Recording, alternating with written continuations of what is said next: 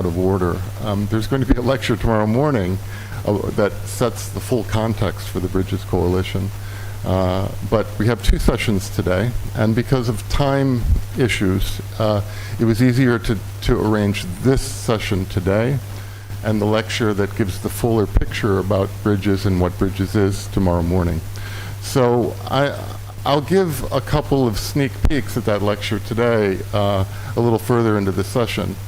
But what I would like to say is that Bridges is the humanities-led, humanities-driven sustainability science coalition of UNESCO's Management of Social Transformations program.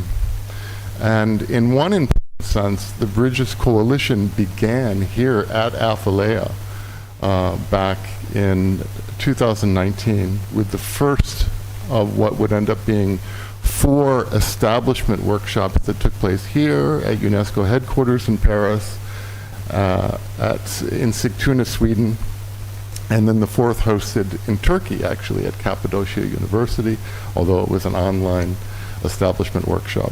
In 2019 and 2020, there's a long sort of history to Bridges and how Bridges came about. What I can say is that Bridges has 3 founding partners, and they are UNESCO, they are CIPH, the International Council for Philosophy and Human Sciences, for which our wonderful host for Apheleia, Luis Osterbeck, is the president, and the Humanities for the Environment Global Observatory Network. Now, Bridges has been officially established since 2021, when we became officially the Sustainability Science Coalition of the Management of Social Transformations program, which is one of the international science programs at UNESCO. It's also an intergovernmental council. I can explain a little bit more of the distinctions between those two things maybe in my lecture tomorrow. The establishment process led to our becoming officially the Sustainability Science Coalition of the Management of Social Transformations program, also known as the MOST program. And since last year, we have been operationalizing the Bridges Coalition. So you'll find out a lot more about that tomorrow. What I will say is that Bridges has about 45, depends on how you count them, member institutions and organizations and programs around the world. And it currently has 5 hubs, what we're calling knowledge and action hubs. And the knowledge and action hubs contribute implementation capacity to Bridges. That is, as a global sustainability science program, they provide us with the resources in different ways: human resources, technical resources, intellectual resources, to take what is otherwise a network of networks with the coalition, the Bridges Coalition, and actually implement programs and implement initiatives internationally. So the 5 hubs that we currently have are the flagship hub at Arizona State University in the Global Futures Laboratory there, and the Southern African hub at the University of Pretoria, and the UK hub at the University of Wales, Trinity St. David. And then we have a jointly organized hub between Princeton University and CUNY, the City University of New York, with a thematic focus on sustainability and resilience of past societies, and the relevance of case studies of how societies adapted to changes in the past, to current and future challenges that we're facing with environmental change and climate change and biodiversity loss, and so many other challenges that we find ourselves in the 21st century now. And then finally, the 5th hub is actually organized not by an institute, not by a university, but by the Club of Rome. And those are the current 5 hubs. Now, in the first couple of years of Bridges becoming operationalized, I guess you could say, our ambition is to extend the number of hubs from 5 to several more. We don't have an exact number. It could be 8, it could be 10. And we want to see bridges get established and actually have these resources and the implementation capacities in other parts of the world where we don't have anchoring currently. In the global south especially, in Asia, maybe in the Middle East, and other parts of the world as well, perhaps the circumpolar north. This is a strong ambition. South America, Latin America, elsewhere in Africa. Africa is a very big continent, so we have a Southern African hub there. But we're also looking at the possibility of having hubs in Eastern Africa and Western Africa as well. So what we're doing at this session today, and I'm joined by 2 of my Bridges colleagues, by the way. The first one is Juliana Gavich, who is capacity building lead based at the Arizona State University flagship hub, as a large part of my executive director's position is also based there.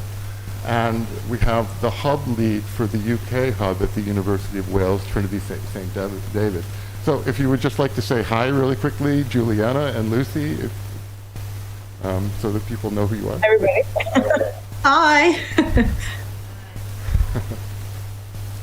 Now, one of the things that's been happening over the past year, as the 5 original hubs are becoming operational, is that we are carrying on some very, very dynamic and exciting discussions with other institutional and organizational partners who've identified themselves as wanting to become members of the Bridges Coalition, but possibly also sponsoring hubs within the Bridges Coalition. And I thought that in this session it would be really interesting to hear from a couple of the people that we're having these exciting discussions with now. So these are ongoing. It's a work in progress. The conversations are works in progress. And maybe what I'd like to do is I've invited Kate Rigby from MESH at the University of Cologne to tell us about MESH, give us a presentation about what MESH is doing, and so that we can begin to see how MESH might actually be, and MESH stands for Multidisciplinary Environmental, I'm sorry, I should have known I'd get this wrong when I had to do it off the top of my head. It's multidisciplinary, that's fine. Multidisciplinary Environmental Studies in the Humanities. In the Humanities, I'm sorry. What it stands for. And so we're going to be hearing in a moment from Kate. And we're also going to be hearing from Jorge Marcone, who's both at Rutgers University, but who is also the co-chair of the advisory board of the South American Institute for Resilience and Sustainability Studies. And if that's okay with you, maybe we'll take things in that order. And then what I'd like to do is think a little bit as we're listening to the presentations that we hear from Kate and from Jorge, why they and their colleagues are potentially interested in getting involved with Bridges, and also how they feel what they're doing in their institutional context complements or adds to what Bridges is doing already or what it can do, and how you maybe see your institute, your program, what have you, profiling itself in terms of the special contributions you're hoping to be making to the field of, let's say, humanities-driven sustainability science. So in the back of our heads, maybe we could have that question, and that might be something that when we enter into more of a dialogue with Lucy and with Juliana and myself and our 2 presenters, we can take that further. And then I hope, of course, that people in our audience today will be interested in thinking about what they hear in these 2 presentations. And if you have questions, of course, we'd like to engage in a fuller conversation. So if that's all right with you, I'd like to turn things over to you, Kate, to begin with. Great, thank you. I do have just a small number of slides, and so I'm going to try and share my screen.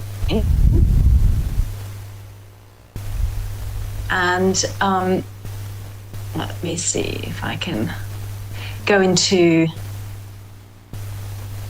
oh, hang on.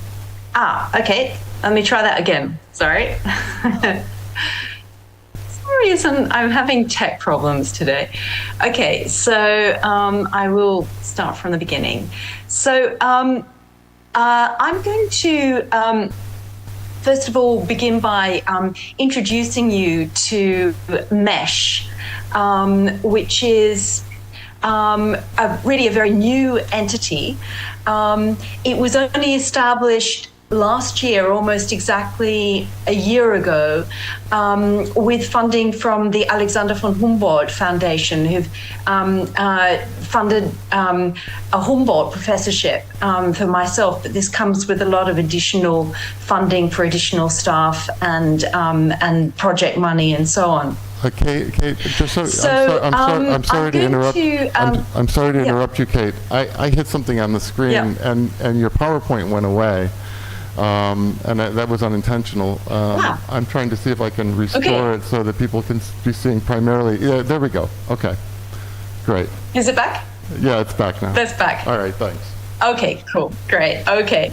Yeah, so as I say, I mean, I joined the University of Cologne just a year ago, and MESH was officially launched in October last year with an inaugural symposium on transformative research for a world of wounds.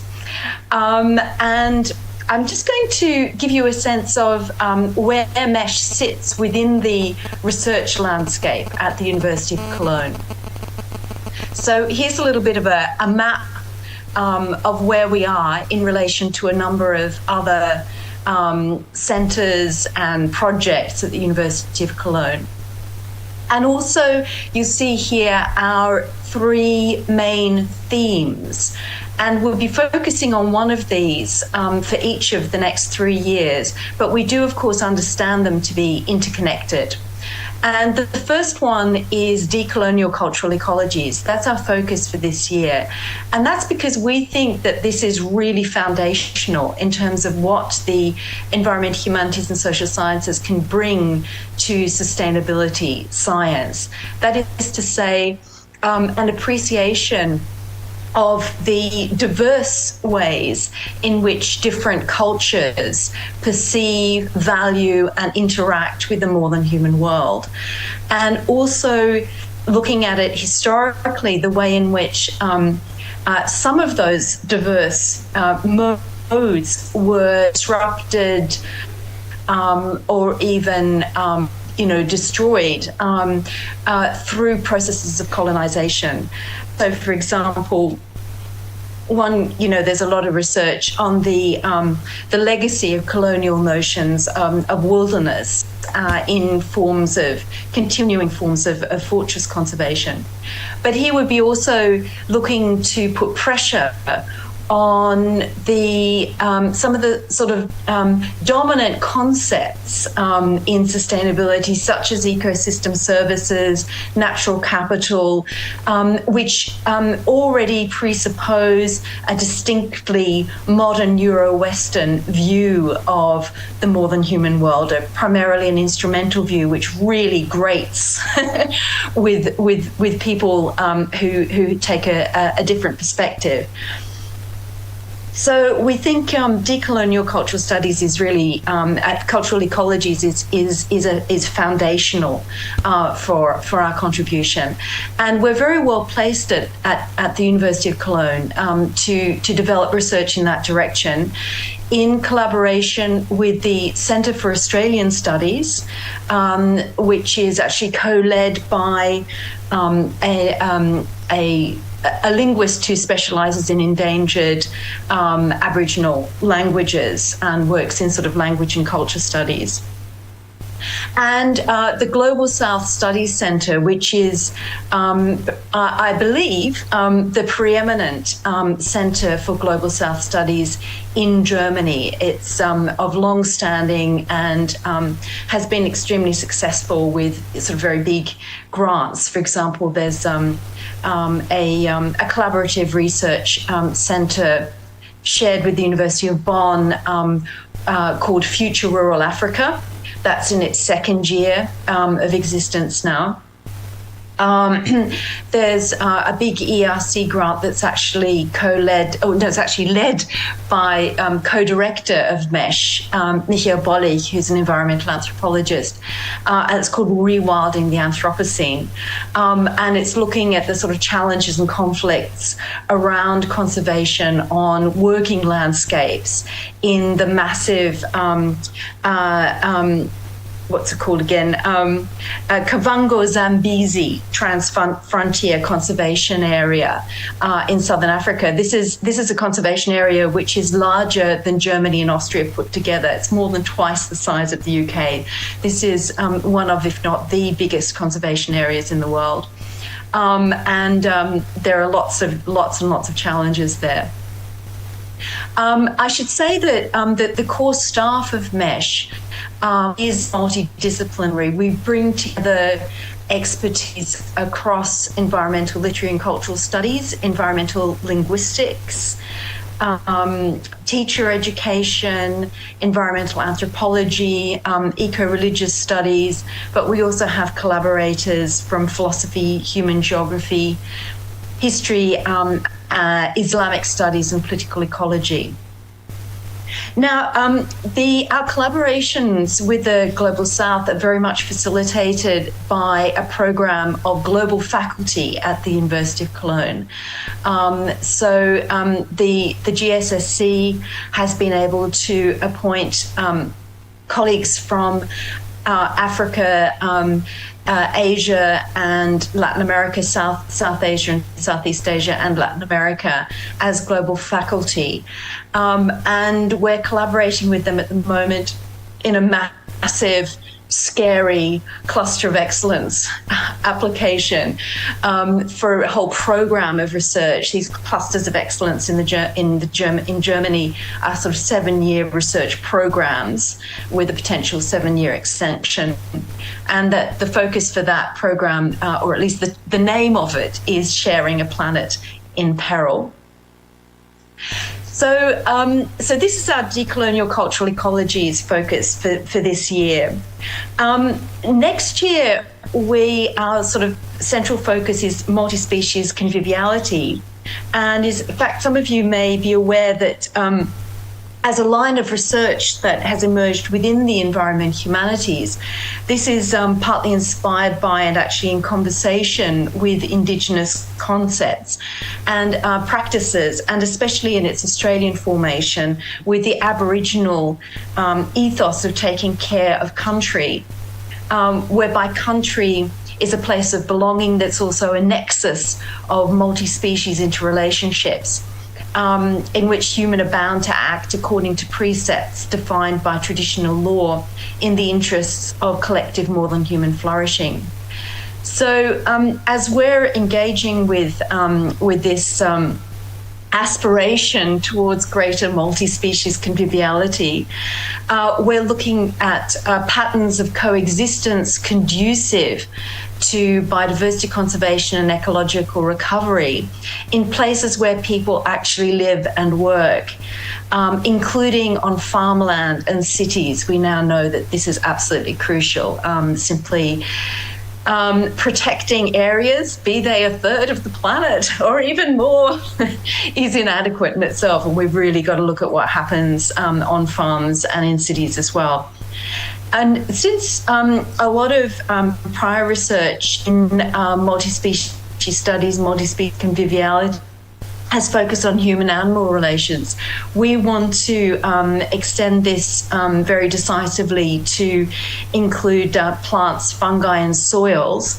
And here again, we're quite well placed at the University of Cologne because we have a cluster of excellence in plant sciences, C+.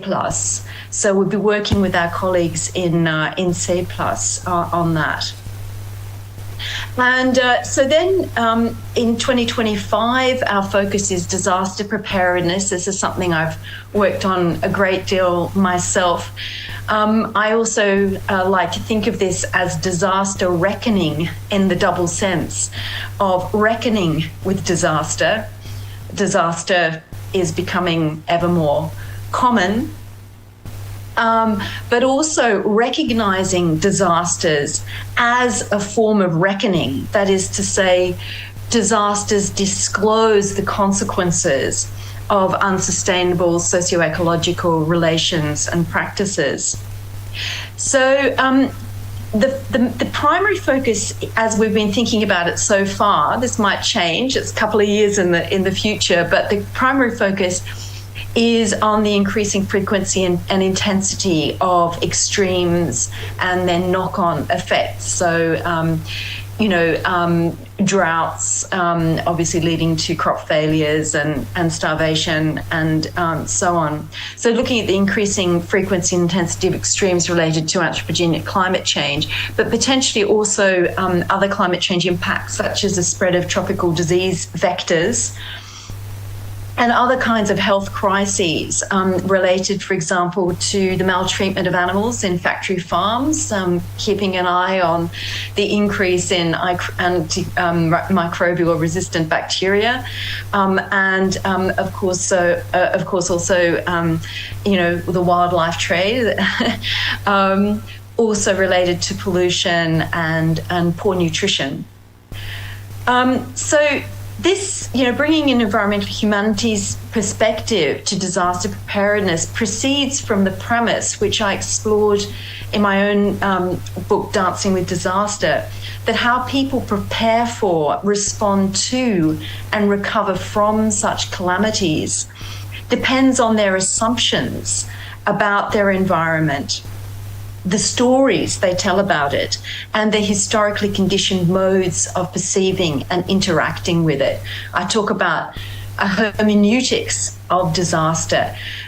What disasters mean, how people respond or don't respond is very much related to the interference that they bring in response to them. So here again, we're well placed at the University of Cologne to collaborate with CESOC, which is our Centre for Earth System Observations and Computational Analysis, which is primarily climate change focused. And indeed, my other co-director, Roman Bartosz, and our postdoc, Caroline Schwegler, who's an environmental linguist. We've recently put in a grant application with colleagues from CESOC to look at the interrelationship between cultural change and climate change through history. So we're going to be taking a very close look at what the colleagues over in the CUNY Princeton Bridges thematic hub are doing, because this is the kind of thing that we want to be pursuing with them. The other institute that I've got there is the EFDG, which is in English the Interdisciplinary Centre for Interdisciplinary Centre for Didactics in the Humanities. So Roman, whom I just mentioned, is the director of this. He's in the education faculty at the University of Cologne, and that's the other thing that is important to highlight. The University of Cologne is the largest teacher training university in Germany, one of the largest in Europe. So when thinking about sort of transfer and impact of our research, we'll be working very closely with teachers, schools, teacher training. And the University of Cologne, since 2015, actually has its own experimental inclusive school. It's called the Helios School. The Helios School's sort of experimental education program is centered very much around the SDGs. So these are some of the big institutes that we'll be working with in our themes. So I want to say a little bit about our proposed potential Bridges Hub, and this is very new because we really started thinking about this like about 2 weeks ago, and we're still in discussions with colleagues and indeed with Stephen and so on. But here's another kind of scary little bit of a map. So what we thought, and as I say, this is very much provisional, but we thought, how could we think about bringing together our 3 mesh themes with the work that's going on at the Global South Studies Centre, happening at the University of Cologne. What we've come up with provisionally, and I don't know that Stephen's seen this as yet, but what we've come up with provisionally is a thematic focus on planetary well-being. And just as sort of thumbnail sketch, healthy people, resilient communities, recovering ecologies. So before I kind of get into that in more detail, the other thing I think that the environmental humanities can really bring to sustainability science is connectivity. Because if you look at the SDGs, if you look at the UN's policy development and research efforts, they separate things out, they compartmentalize them. And I think this is partly a legacy of Western modes of thinking, certain Western forms of compartmentalization. But I think it's also probably a facet of the inevitably highly specialized nature of scientific research. So a natural scientist contributes to climate science as a physicist, or a chemist, or an climate archaeologist, archaeoclimatic research, whatever. It's highly specialized. And the trouble is that it's becoming increasingly apparent that we have to understand the interactions of these things. We can't just look at climate change separately from the biodiversity crisis, for example, from the pollution crisis, from the pandemic of ill health. I'm not just talking about viruses. I'm talking about, unwellness, overweight, poor nutrition in very affluent countries, people with terrible gut biomes because of their fast food diets. These things are interconnected, and this is what the humanities can do. We can really look at nodes, points where these things intersect, and that's what we want to do here. And I'm going to say a little bit more about that in a moment, but I just want to introduce you to a few more things we've got going at the University of Cologne that could contribute to this, feed into this. So our international office now has a whole kind of desk devoted to global responsibility, and this is very much tied to the SDGs. I think that MESH GSSC, in collaboration with Bridges, can really extend that, particularly in relation to SDGs around life on land, sustainable cities and societies, and also climate action, but particularly looking at the interactions of those things. The other thing is, and this is very exciting, this is another really strong reason for a well-being focus. The University of Cologne is a member of a consortium of EU universities. Some of the other people here from other EU universities might be part of this or part of other consortia. Is a European University for Wellbeing. Actually has its headquarters at the University of Cologne. And this is about collaborating across campuses and borders to understand, improve, measure and rebalance well-being. And I and my other MESH co-directors are part of an environmental humanities initiative within eUniWell. So we've put on a summer school for postgrads. We're developing a shared environmental humanities master's provision, not a whole course, but a module that can be slotted into courses at our respective universities. So this is very strongly oriented towards teaching and transfer in particular. So this is something we want to build on. I was also recruited to be a founding member of the University of Cologne's Sustainability Council when it was formed last year. And like many universities are probably a lot further ahead than the University of Cologne in this.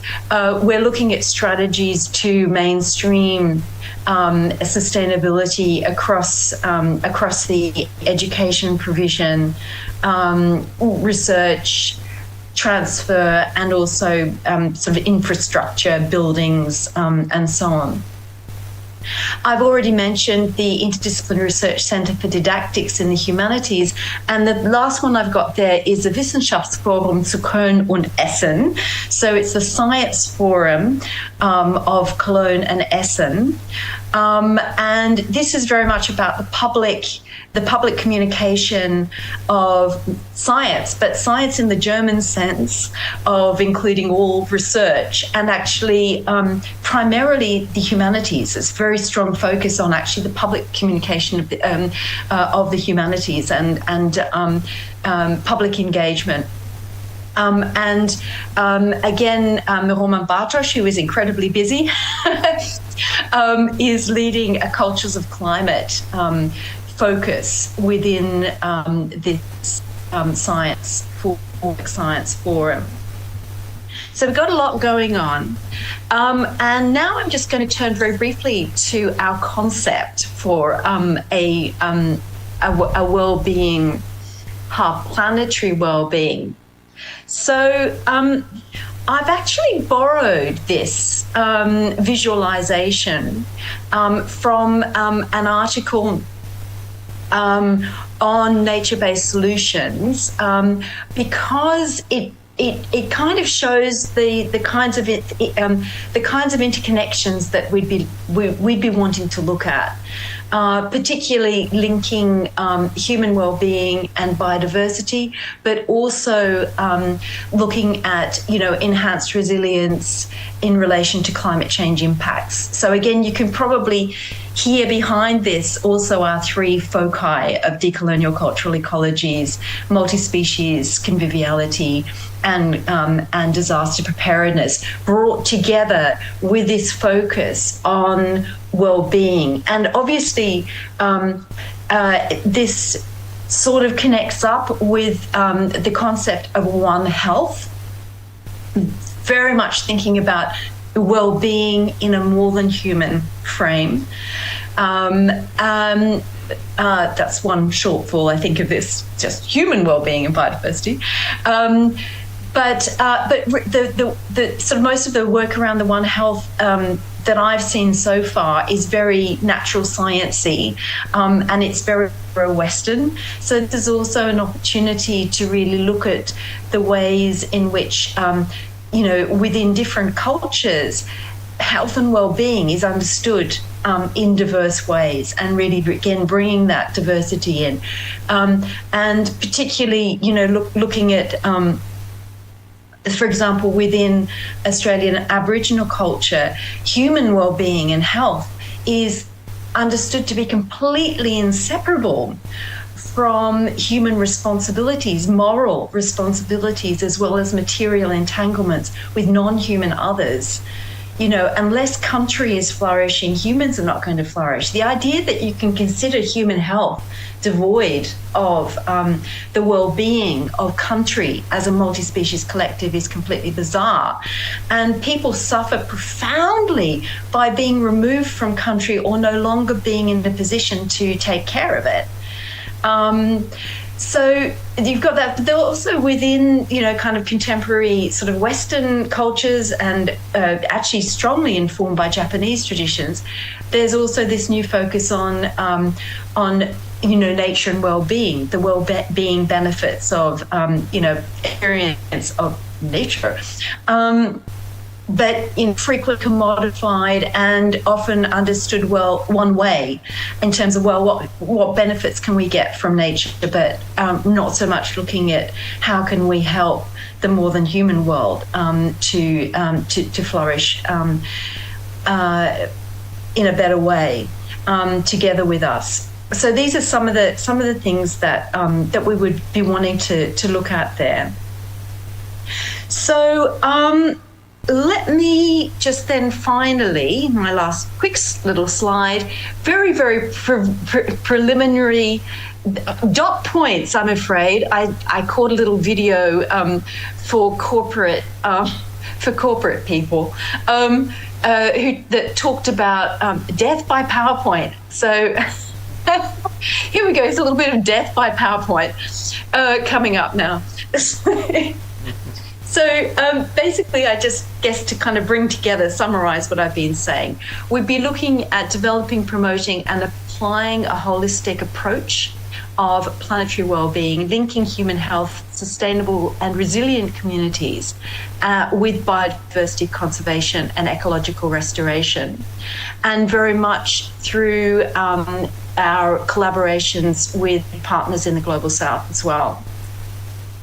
And we think that it's really important that we can also, through this kind of intercultural and cross-cultural approach, revisit, reevaluate, maybe put a bit of pressure on some of the ways in which the SDGs are framed. So really contribute to, dare I say, the decolonization of the SDGs.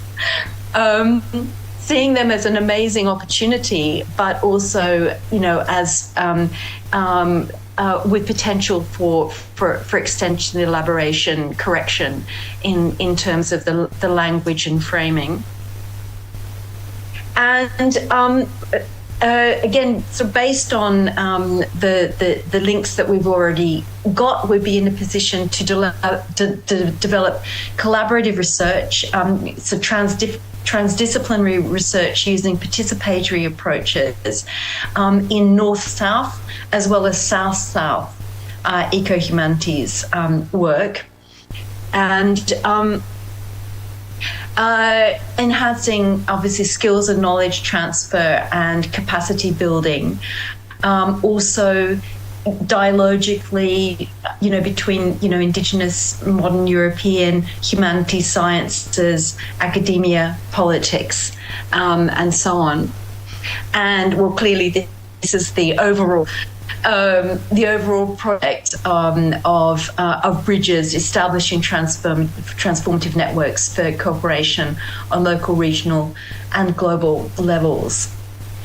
So that's my little introduction to MESH and what we think we would like to do. And as I say, it's preliminary and all very much open to discussion and development. So thank you so much for Stephen, for giving me the opportunity to share our preliminary thoughts with you on this occasion. I shall stop sharing now. Okay, and thanks very much for that, Kate. And what I would like to say is that we're excited in carrying that conversation forward with you as well, and exploring what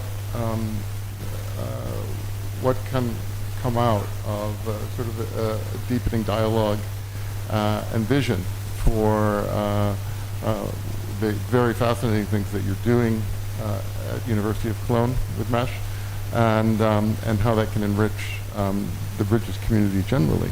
So what I'd like to do now, just so we have a little bit of an opportunity, I'd like to take 5 minutes, and only 5 minutes, and invite anybody in the room, in this room or in the Zoom room online, or if anybody is sending questions in via the YouTube live feed that way, and maybe Sarah could make me aware of that in that event.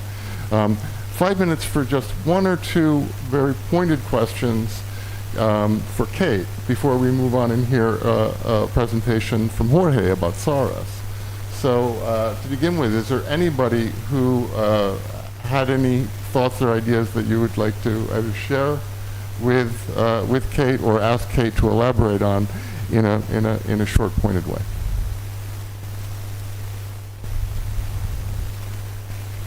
One thing I can begin maybe by asking is and I see Lucy just put her hand up, but what's the conception of the humanities at Cologne? How do you see the humanities? Well, that's very interesting. one of the things that that I discovered at the University of Cologne is that anthropology is considered humanities. What I didn't say is we also have collaborators in human geography, but they're in the sciences. So anthropology, social and cultural anthropology, is in the faculty, the arts and humanities faculty, the Philosophische Fakultät in German. Our geographers, our colleagues in geographers who've been working, collaborating very closely with the research in Africa and parts of Asia are in maths and natural sciences.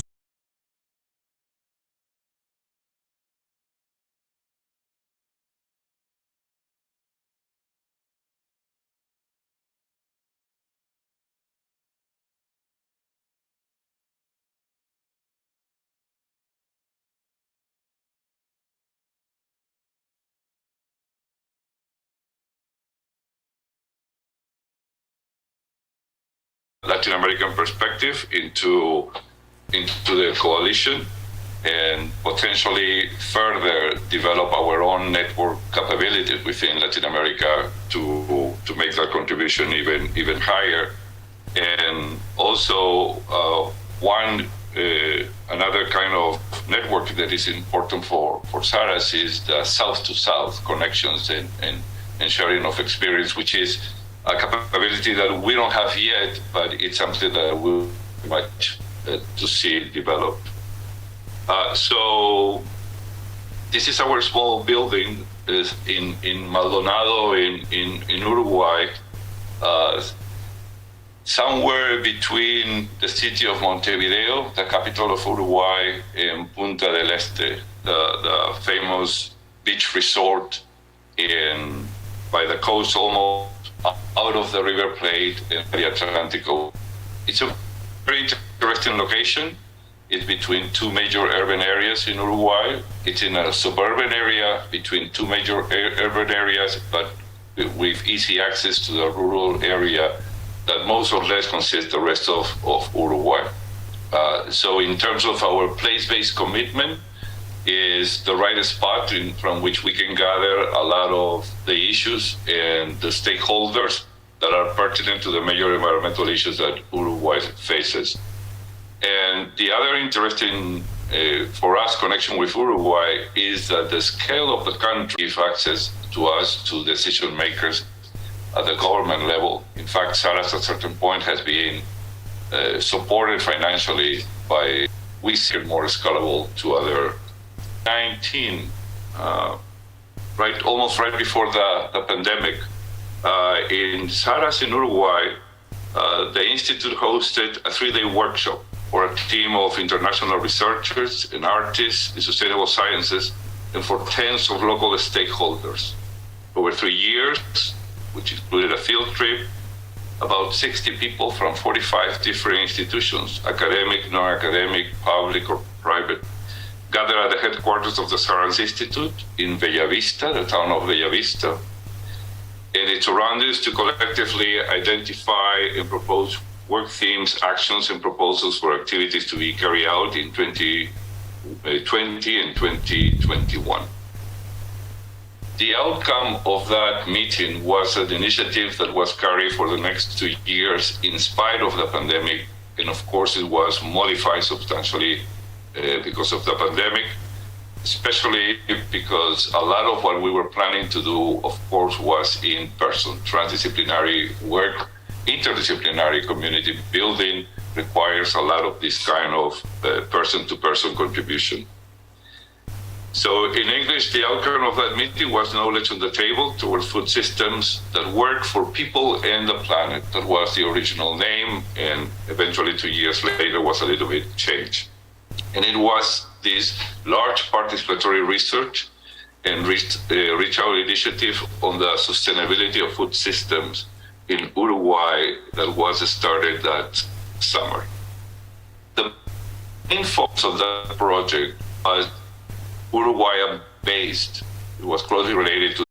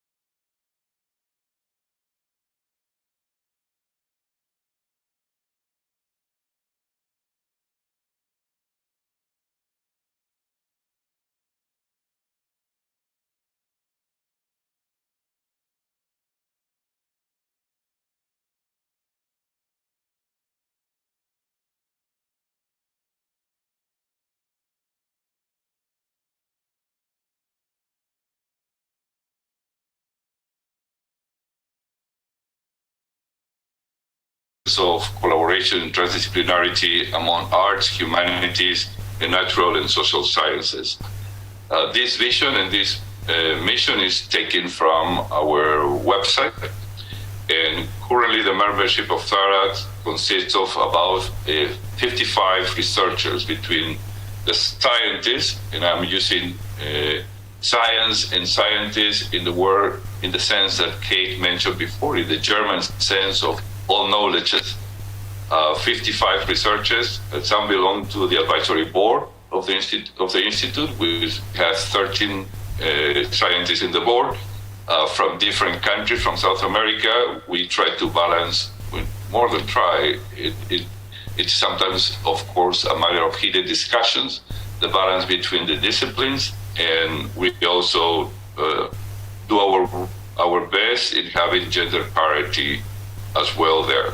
We have a number of associate researchers that are people that one way or another have been involved in the past with any SARAS activity and are interested in continuing with the work under the affiliation with SARAS, whether they belong to another institution or not. And former advisory board members become honorary fellows, and they are active in the institute as much as they want.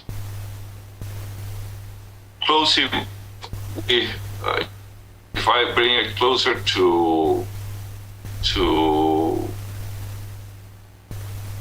lost my mouse somewhere here. Okay, here we are.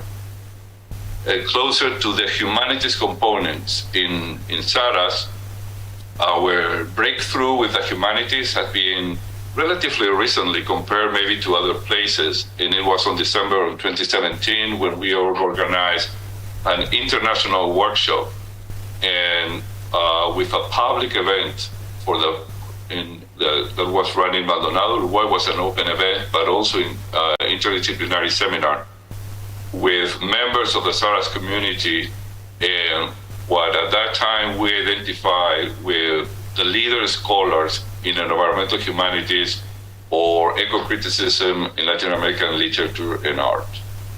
Whether they were living in South America or in Latin America in general, or they were in Europe and the United States. So we gather all of them, trying to get a sense of what is the state of the art on the field, but also do it not only within humanists, but do that reflection in collaboration with social scientists and natural scientists as well. And again, I'm just mentioning the organizing team, not to do any name drop it, but as a way of reflecting the kind of associations and interconnections already taking place as the Institute. You have seen Lori Beth Clark before because she was part of the Knowledge to the Table initiative. Jesse Lee Kercheval is a colleague of ours, is a poet. There is also a faculty at the University of Madison, and who is currently this week releasing her new book on an anthology of Uruguayan women poets. And it's being introduced or presented to the public in Montevideo and as well as in Maldonado. But before 2017, we have another type of initiative. This initiative belonged to what in SARAS we call the annual theme. We decided on an annual theme towards which everybody is going to contribute in an interdisciplinary way, and year after year, those annual themes also started to become more transdisciplinary, more publicly engaged. So the closer related to the humanities are the Education for Uncertainty, that was started in 2013, and then in 2014 started the Art Science Collaboration for Sustainability. I joined SARAS in 2016, and here are other initiatives that has taken place since then. And want to further to try to define the theme of SARAS. I don't want to bring attention only to the humanities-based initiative, but to other initiatives related to SARAS that will give you a sense of, first, the commitment to transdisciplinary work very much based in Uruguay, but always trying to make comparisons between Uruguay and other places as a way to facilitate the possibility of making the different experiences useful for other places or scalable to so we can discuss the issue of how can we scale up some of the projects. And between this slide and what I have presented, I think you will get a sense that the main themes in SARAS right now, in which everybody works interdisciplinary, everybody is expected to contribute to one of these general themes, is water governance in the adaptation to climate change and the sustainability of food systems.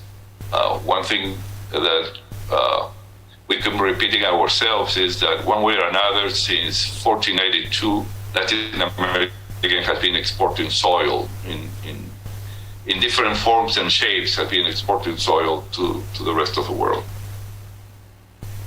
This past December, we went back to in-person events, trying to make our comeback from the pandemic with, again, another initiative in the arts and the humanities, trying to further push our own envelope regarding the collaborations between arts, humanities, and natural and social sciences. And we organized this event with Azucena Castro, my colleague Azucena Castro, who is a postdoc in the Stockholm Resilience Center. She's a graduate in Romance Languages and Literature from the University of Stockholm and is currently also doing part of her postdoc at Stanford University.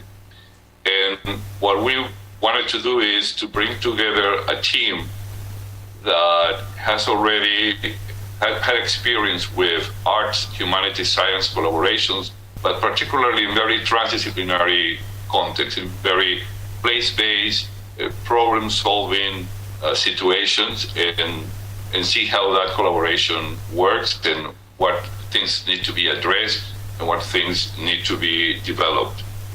So I don't expect you to read my notes at the bottom because they may be very small on your screen, but there were many institutions represented. And again, the idea with listing the institutions is not only to represent the North-South dialogue, but the fact that the researchers themselves in many of these occasions are Latin American themselves, already in between two different university systems or in two different academic systems.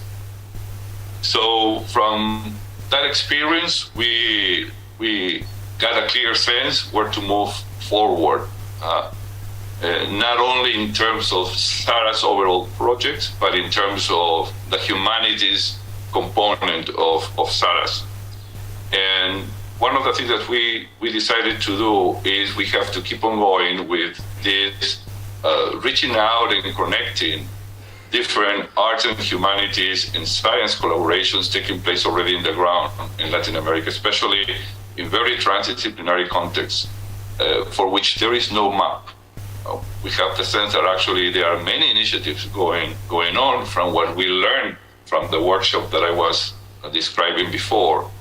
And we are decided to put to good work our networks and try to do a mapping as extensive as we can, but also then figure out the kind of web platform in which we can display that information in a way that can be useful for other initiatives on the ground so they can learn from each other, but also making this material accessible for further research.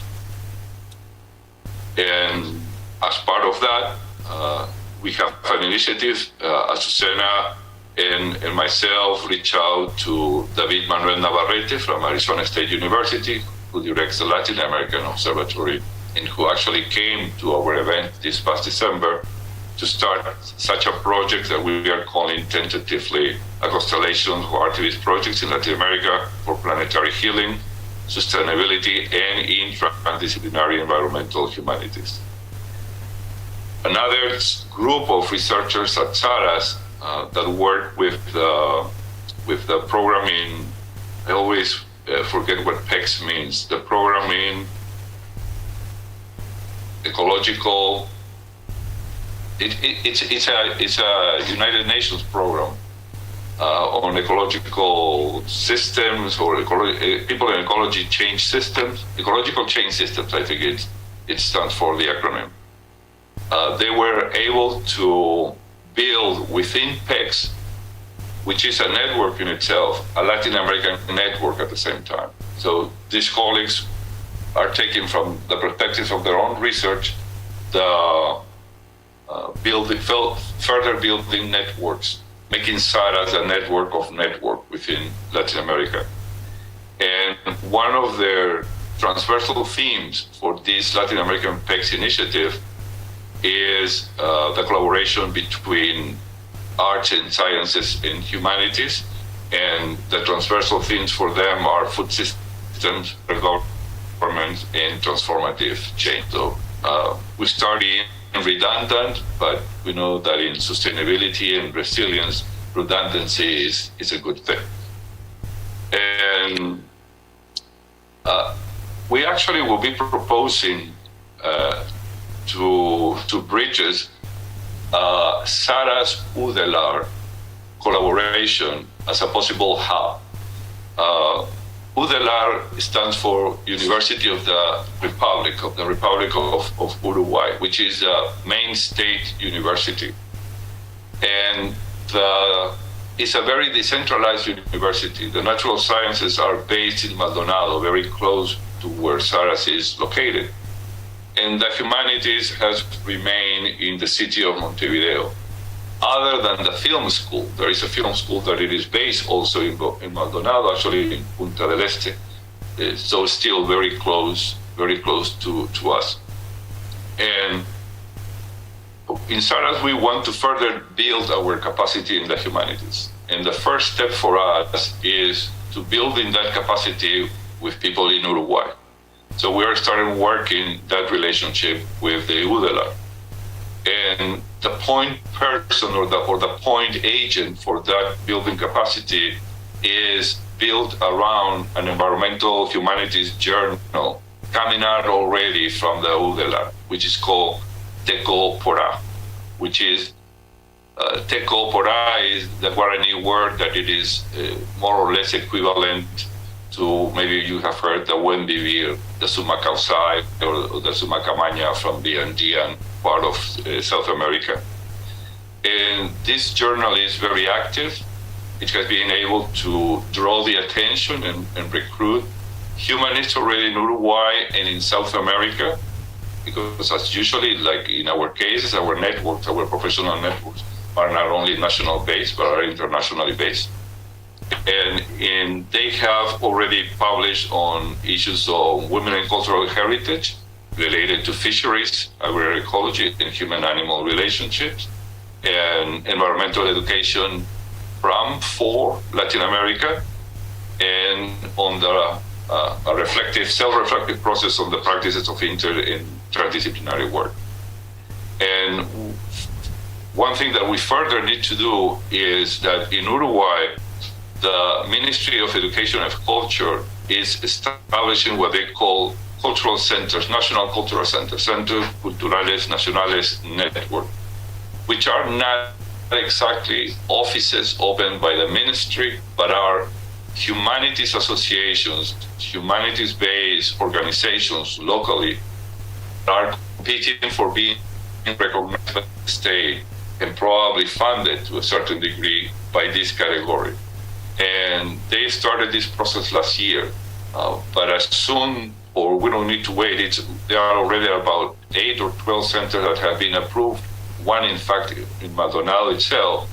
This will be the best way for us to further develop our capacity for interacting with stakeholders in the community who are already interested in advocating for a humanities agenda. And that will bring us back in a way also to the question that Stephen put before.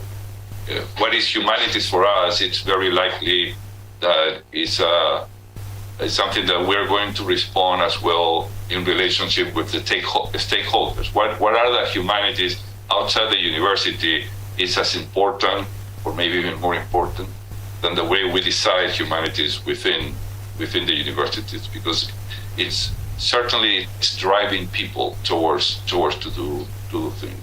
The public sector wants to advocate for the humanities. SARAS works already in very strong collaboration, and we were part of the foundation on the Environmental Humanities Iberian Network, that it is coordinated by Miriam Carvalho from the Universidad Nacional de Córdoba in Argentina. This is a major public university in Argentina, if not the largest university, the second largest, with hundreds of thousands of students, and they are carrying very interesting educational projects from which we at SARAS and UDELAR can learn, but also that I think we can help in the dissemination of the best practices and the best programs that they are carrying over there, and also give us the way of having a permanent contact between all Spanish language-based initiatives in the environmental humanities, because it's not only a Latin American association, it's an Iberian Latin American association. So we have members coming from Portugal, for instance. A further relationship that it is closer to my heart is to work further with this group coming from Colombia. It was created during the pandemic. It's web-based, but it is run by graduate students, and recently graduate students represents the next generation of academics that are embracing within the humanities, or the interpretative, the humanistic social sciences, embracing environmental humanities, and they run their own thing with their own agenda, and being the fact that they are the future and very active. They have run during the pandemic about 50 different events. That's a range in which we would like to work. And of course, we have to keep our commitment to Maldonado, to Uruguay and Maldonado, and I am wrapping up now the presentation. We want to build further research teams with the UDELAR and some initiatives with UNESCO Uruguay, to which we have access recently thanks to Stephen. And coming out of the pandemic, we have to reinvigorate our partnership with the ministry, the Intendencia de Maldonado, kind of the province of the state of Maldonado, and Bellavista Neighbors Association. And finally, go back to our original mission in our foundation of establishing an international presence for sustainability scientists from Latin America that are still poorly represented internationally. Thank you very much. Okay, I will stop sharing now. Thank you so much, Jorge. And, to put things into a time context, here's what I'm going to be suggesting. We started this session almost 20 minutes late, so we're going to end this at 10 past. I'm going to take 10 minutes for some dialogue right now, and then I'm going to break for a coffee break. We would have begun the next session at 15:15. We will not. We will begin it at 1/2 the hour to allow everybody here to get a coffee in the room, and to give everybody a short break. So what we have is 10 minutes now for a pointed dialogue, and I see Juliana has her hand up. So Juliana, your question, please. Thank you, everybody. I just want to say thank you to Kate and Jorge for some fantastic and inspiring presentations. You guys definitely have some clear ideas about what you're aspiring to become a part of the hubs. And something I heard you both talk to at different levels, Kate more specifically around that global responsibility, and Jorge more about the national responsibility linking to that global responsibility. I'm curious from your perspectives, what do you see as central from MESH and SARAS on how to really advance that responsibility, to live into those responsibilities, and how might bridges better support you in fulfilling those obligations? And you can talk about any of some of the points or key missions or purposes you were talking about, but I really am curious about the links that you see in bridges helping to fill those gaps.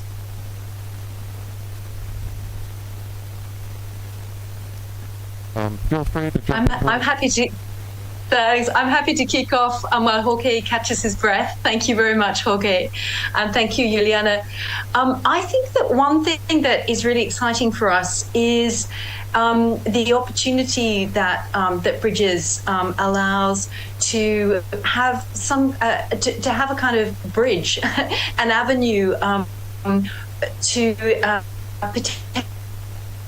potentially sort of contribute to your policy development. Because I think for individual researchers in the environmental humanities, it's very hard. It has been virtually impossible to figure out how we could kind of have a voice. And so, for example, IPBES now has this fantastic and very welcome focus on diverse values and valuations of nature. But their document that they put out on that, I went through it, has basically, I really couldn't see any people from the sort of humanities, social sciences, which is fantastic. But there's not much kind of historical depth there, or to the arts and so on. So that's really appealing. Also, I mean, for my own research, working in religion and ecology, I would absolutely love to have some interaction with the UN's Faith for Earth project, and I think it's really. It's also just strength through numbers. Really getting together with other scholars in the humanities who got this passion to somehow to contribute more than we feel that we've been able to learn how to do that as well, is really exciting. At the same time, I think that we have. Among researchers, particularly in social and cultural anthropology at Cologne and the cultural geographers, human geographers, a lot of experience with community or transdisciplinary community work. And I think that's incredibly important as well, to really create a bridge again between sort of more community-based participatory action projects and the sort of global level. I just mentioned one more thing, actually, Jorge. You might be interested to know. I didn't explain Mercila. That was one of the things on my PowerPoint. Mercila is a Sibylla Merian Center Conviviality and Inequality in Latin America. And Cologne is a co-host of Mercila. And so we really want to work with them, and we are already working with them. But they've been understanding the interrelationship between inequality and conviviality in a thoroughly human, exclude human. And so we really want to bring this kind of multi-species perspective of conviviality and inequality into the work of Mercila. So that's one of our main links with sort of Latin American studies. So it'd be great to maybe put some of those people in touch with some of your people and see what comes of it. Kate. Jorge, did you want to add anything? Thank you, Kate. That proves my point that we need to do that mapping. It is the immediate and urgent task is to build that network capacity. In terms of developing our local mandate,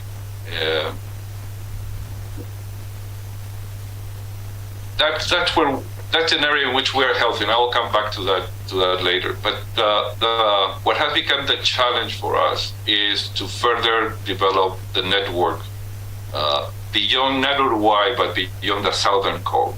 We have a very interactive network between Uruguay, Argentina, and Chile, and Brazil.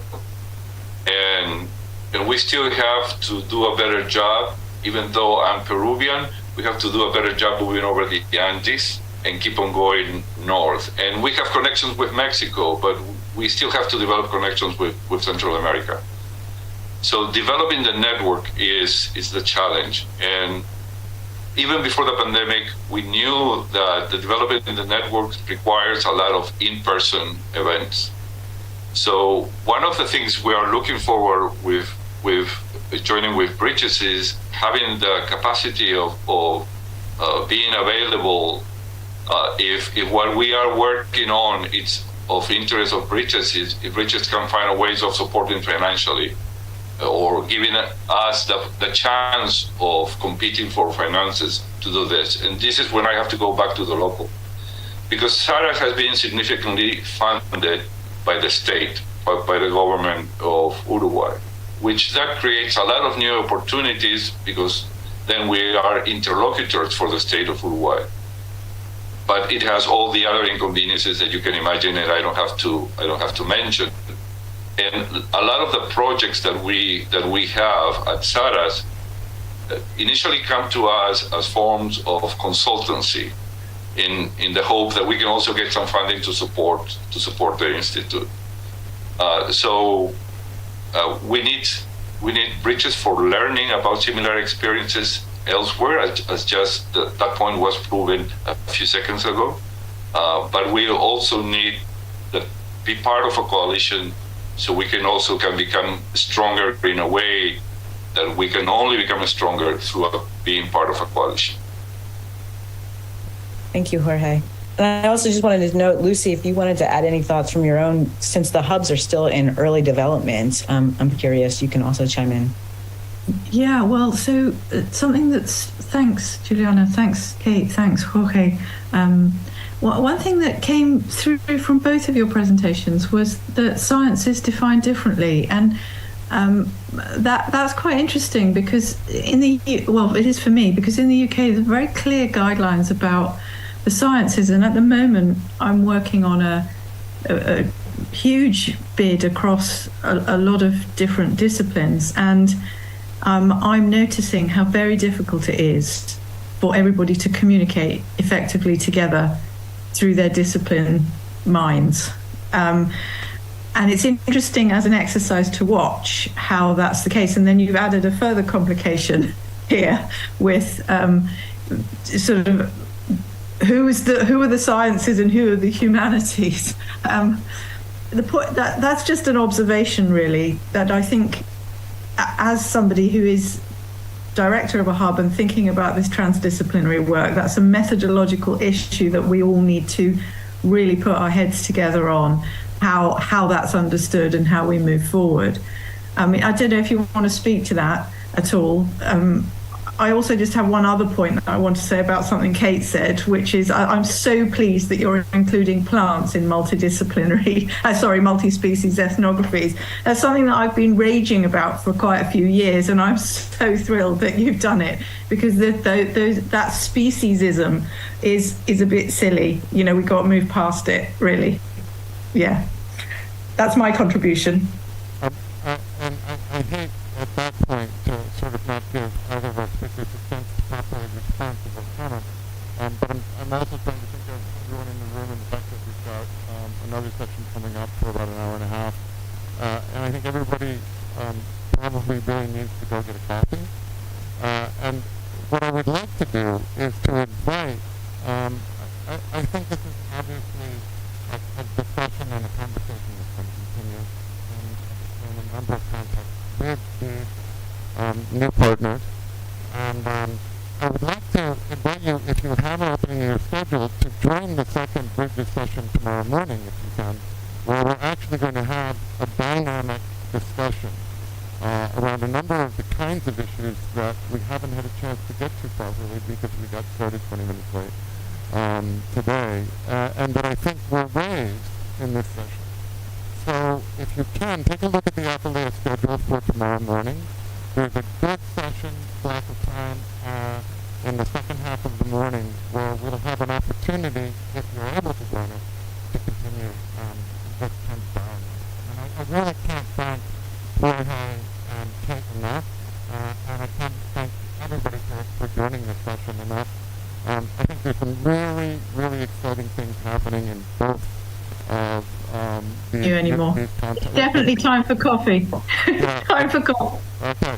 So, I don't know what's going on. Something technically glitchy is going on. So, thanks once again. If we could please give our speakers a hand.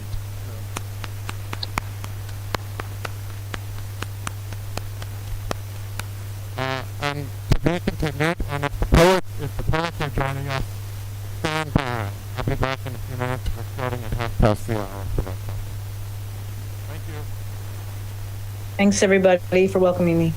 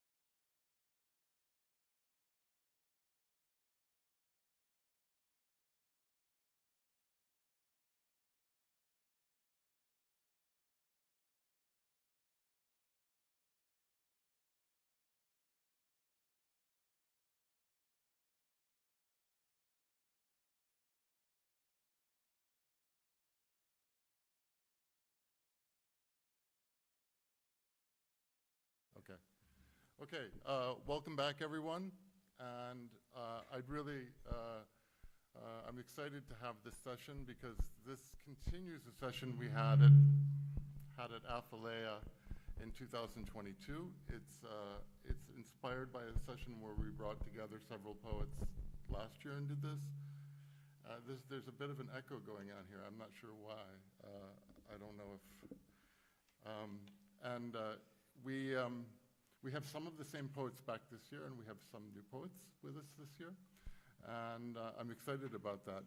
So we're going to hear 6 poets read their work over the next hour for a few minutes each. And the idea of this session is eco-poetry, the intersection of poetry and environment. And that can be very broad, and that can go in a number of different ways. And even the idea of environment, of course, can go in a number of different ways. So it'll be interesting to see how these 6 poets respond to this. We're going to hear from Esthela Calderon first, and then we're going to hear from my co-moderator, Juan Carlos Galeano. Juan Carlos, you want to say hi? And then after Juan Carlos, we'll hear from Nuno Marques, who is sitting here beside me. And then we will hear from Jose Manuel Henriquez, and then from Bernie Quetzenbach. I hope I'm pronouncing your name correctly, Bernie. Quetzenbach or Bach? Quetzenbach. Okay. Sorry. And then finally, we're going to hear from Catarina Santiago.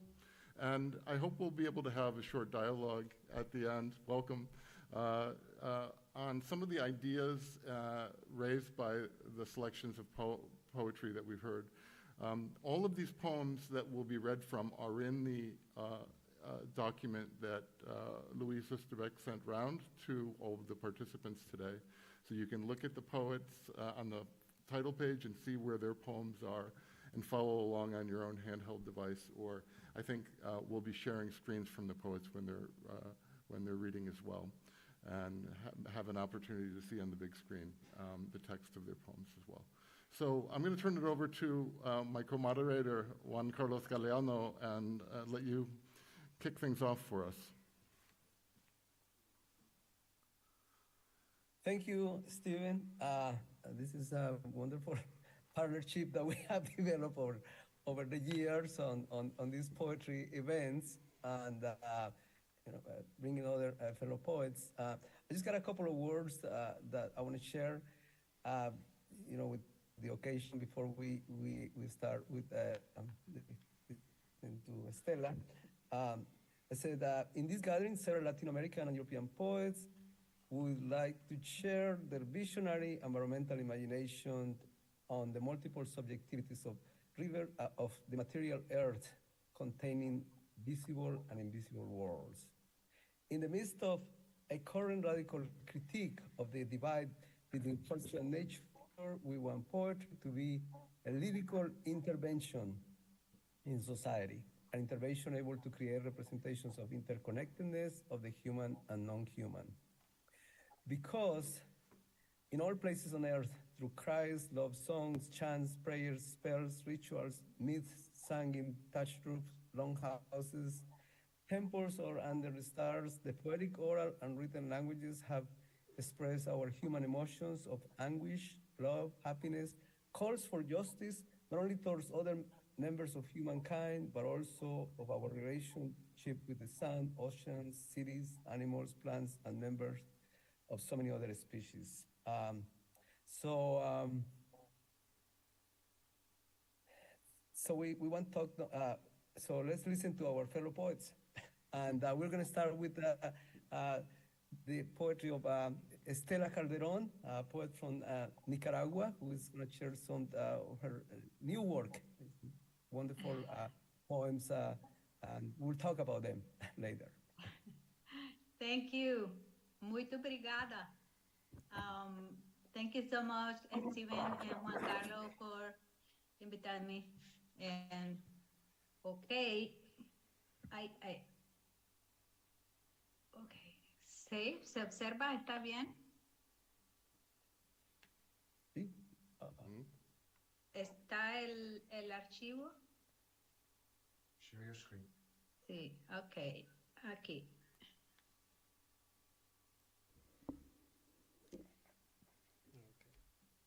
Share. Now. Ahora sí, Esthela. Yeah.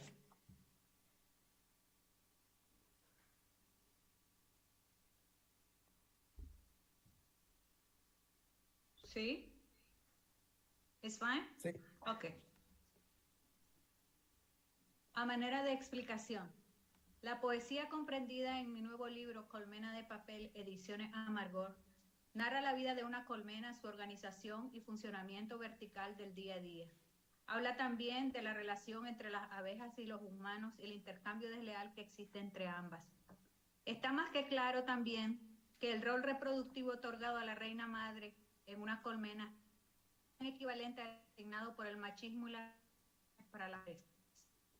La contaminación, la esclavitud y el cambio climático poco a poco van mermando la población del mundo apiano, sin que por lo visto a la mayor parte de la humanidad no le sea necesario recapacitar frente al holocausto ecológico que está tocando nuestras puertas.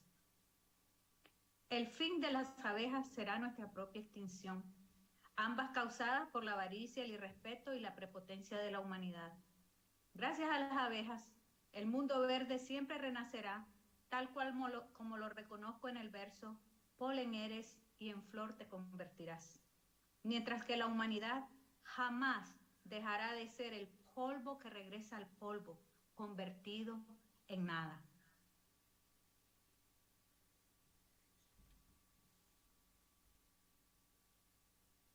La eternidad no depende del tiempo porque para ser feliz los calendarios se rompen.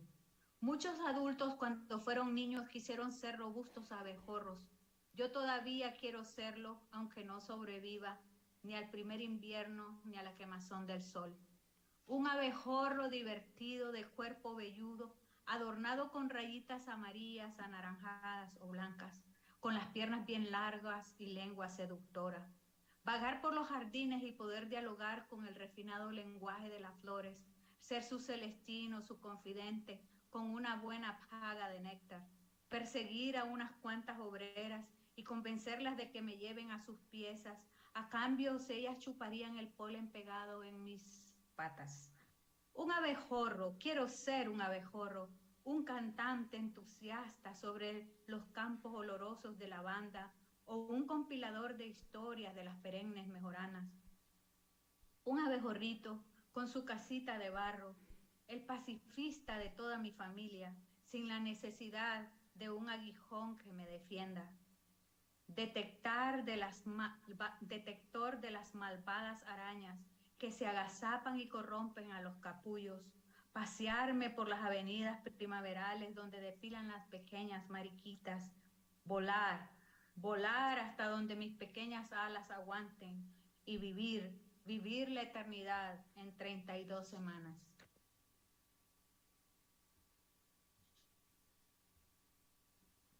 Se rompieron las alas antes de volar. No hay nada más terrible para el hombre que ser libre. Perseguir, aniquilar, matar, envenenar, desaparecer, son las cualidades inteligentes con las que se pavonean dos erguidas extremidades. La mente saborea la sangre de su festín a distancias imprecisas. La que decida, esa será su presa. Himalaya fuerte, ser la pesana. Son animales que al atacar y exterminar al otro, lo hace para sí mismo. Harakiri sin nobleza, daga sin refinamiento, sable sin maestría, flecha sin sabiduría, lanza sin valor, revólver sin pulso, onda sin corazón y espada sin señorío. Son atributos esculpidos por el ojo ciego, cuando cual si fuera una flema expulsó de su gañote al primer hombre en medio de su antojizo círculo. Nacieron enfermos, contagiados por su saliva. Lo más detestable para la imagen y semejanza es ese fulgor que no obedece y sabe volar. La hembra, la malnacida, la buscona, la bruja, la puta, la innombrable, la endemoniada, la escandalosa, la fulana, la zorra, la libertina, la pecadora, la vulgar, la ordinaria, la grosera, la tonta, la atrevida, la inculta, la arrogante, la vanidosa y un poquito más. Así le dicen a la que fue capaz de salvar a su Dios. Y finally, la perfección también puede ser modificada.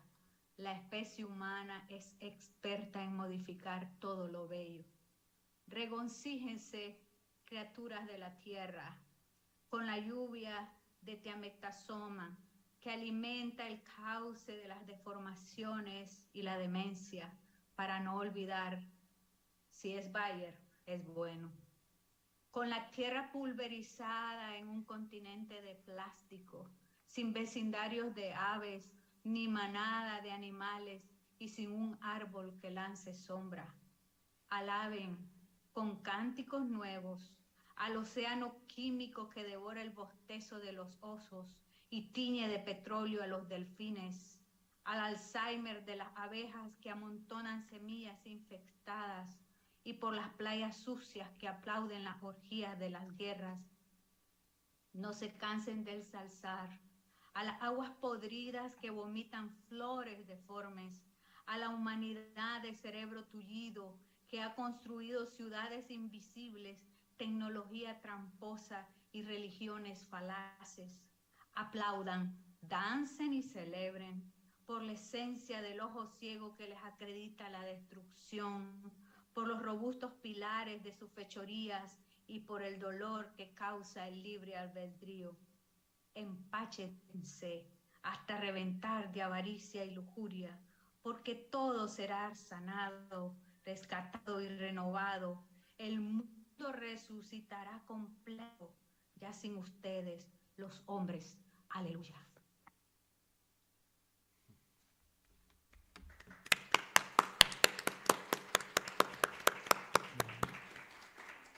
Okay. Okay, and thank you so much, Esthela. I can't wait to have a chance to talk about some touches in this poem later on in the session. I want to turn things over now to my co-moderator, Juan Carlos Galeano, who's our second poet for today. And I just want to say I'm a deep admirer of Juan Carlos's poetry, as in fact Pope Francis is, who actually quoted in his encyclical on the climate crisis, Juan Carlos multiple times in that. And so that was one of the first times I encountered Juan Carlos's work. And I'm really delighted we get to hear some of it tonight. Well, I'm very honored to be here, Stephen, and especially with the fellow poets, friends too. Well, I'm just going to say a couple of things as we had talked about in our rationale about my poems, the poems that I'm going to read. And then I will read. Say, my contribution to this event will be through the reading of 3 poems and aphorisms. The poems will propose alternative ways of viewing the natural and human world in the Amazonian region. Through my poems, I intend to question the divide between humans and nature constructed in Western societies, aesthetically enacting Amazonian biocentric voices able to tell us that all Earth's beings are essential to life and to awaken audiences' awareness of the perilous state of the planet. Those are the poems. The selection of aphorisms, which they are currently a work in progress, express the philosophy of life of the people of the Amazon in intersection with modern Western ways and practices. I'm going to start with the poems. I'm going to screen sharing, but my poems are in the compendium from page 7 to 18. Okay, for the people who are in the workshop there. Okay, the first one is I'm gonna share a screen.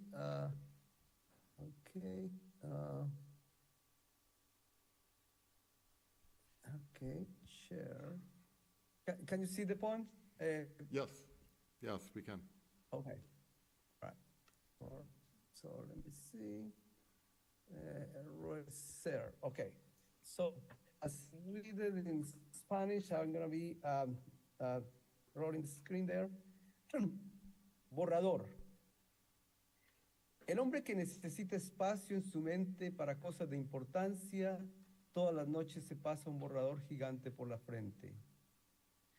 Borra muchos pensamientos de su tierra y cada día se despierta con menos kilómetros cuadrados de recuerdos. Sus padres le dicen que borre con cuidado, que no se le vaya la mano y un día termine borrándolos a ellos. El hombre les asegura que ya tiene mucha práctica, que él solo borra las tierras y las cosas que no son importantes. Les dice que sabe quitarle las hojas a los árboles y dejar intactas las casas y la gente.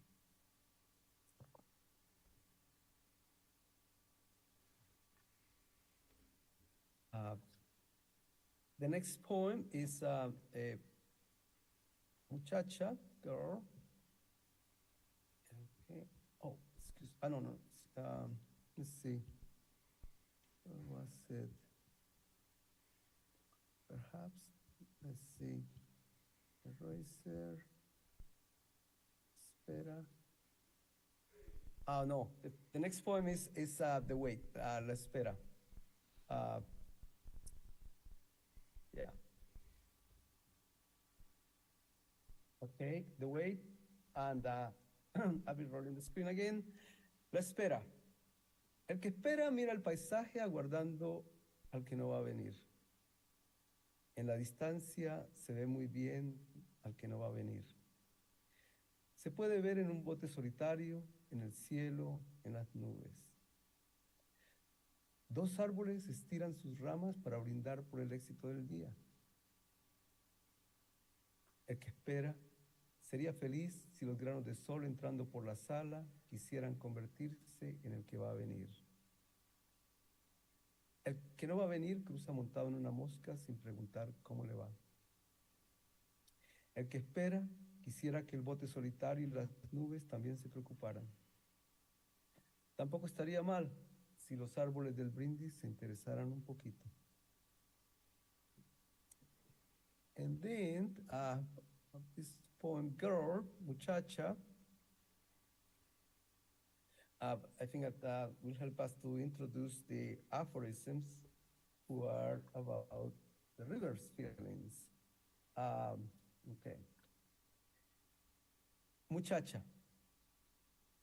Una muchacha que se baña en un río acaba enamorándose de él.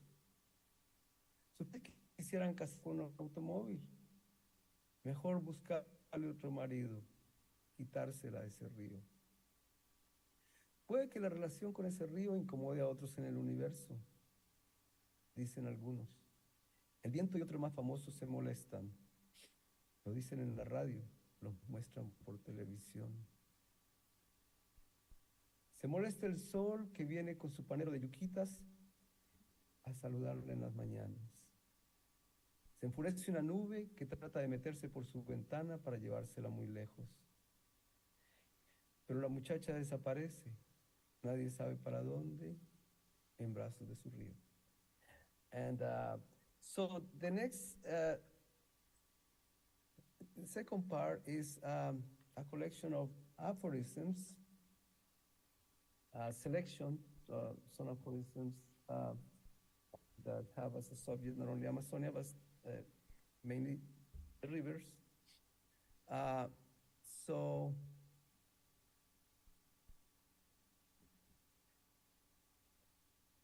para quienes no la pueden conocer, Amazonia se presenta como lo que no es. Por lo que digo, siento que los animales y las nubes son mis otros yo. En Amazonia, los ríos son machos y hembras al mismo tiempo. Debemos aprender del río a no aferrarnos a ninguna cosa en la vida.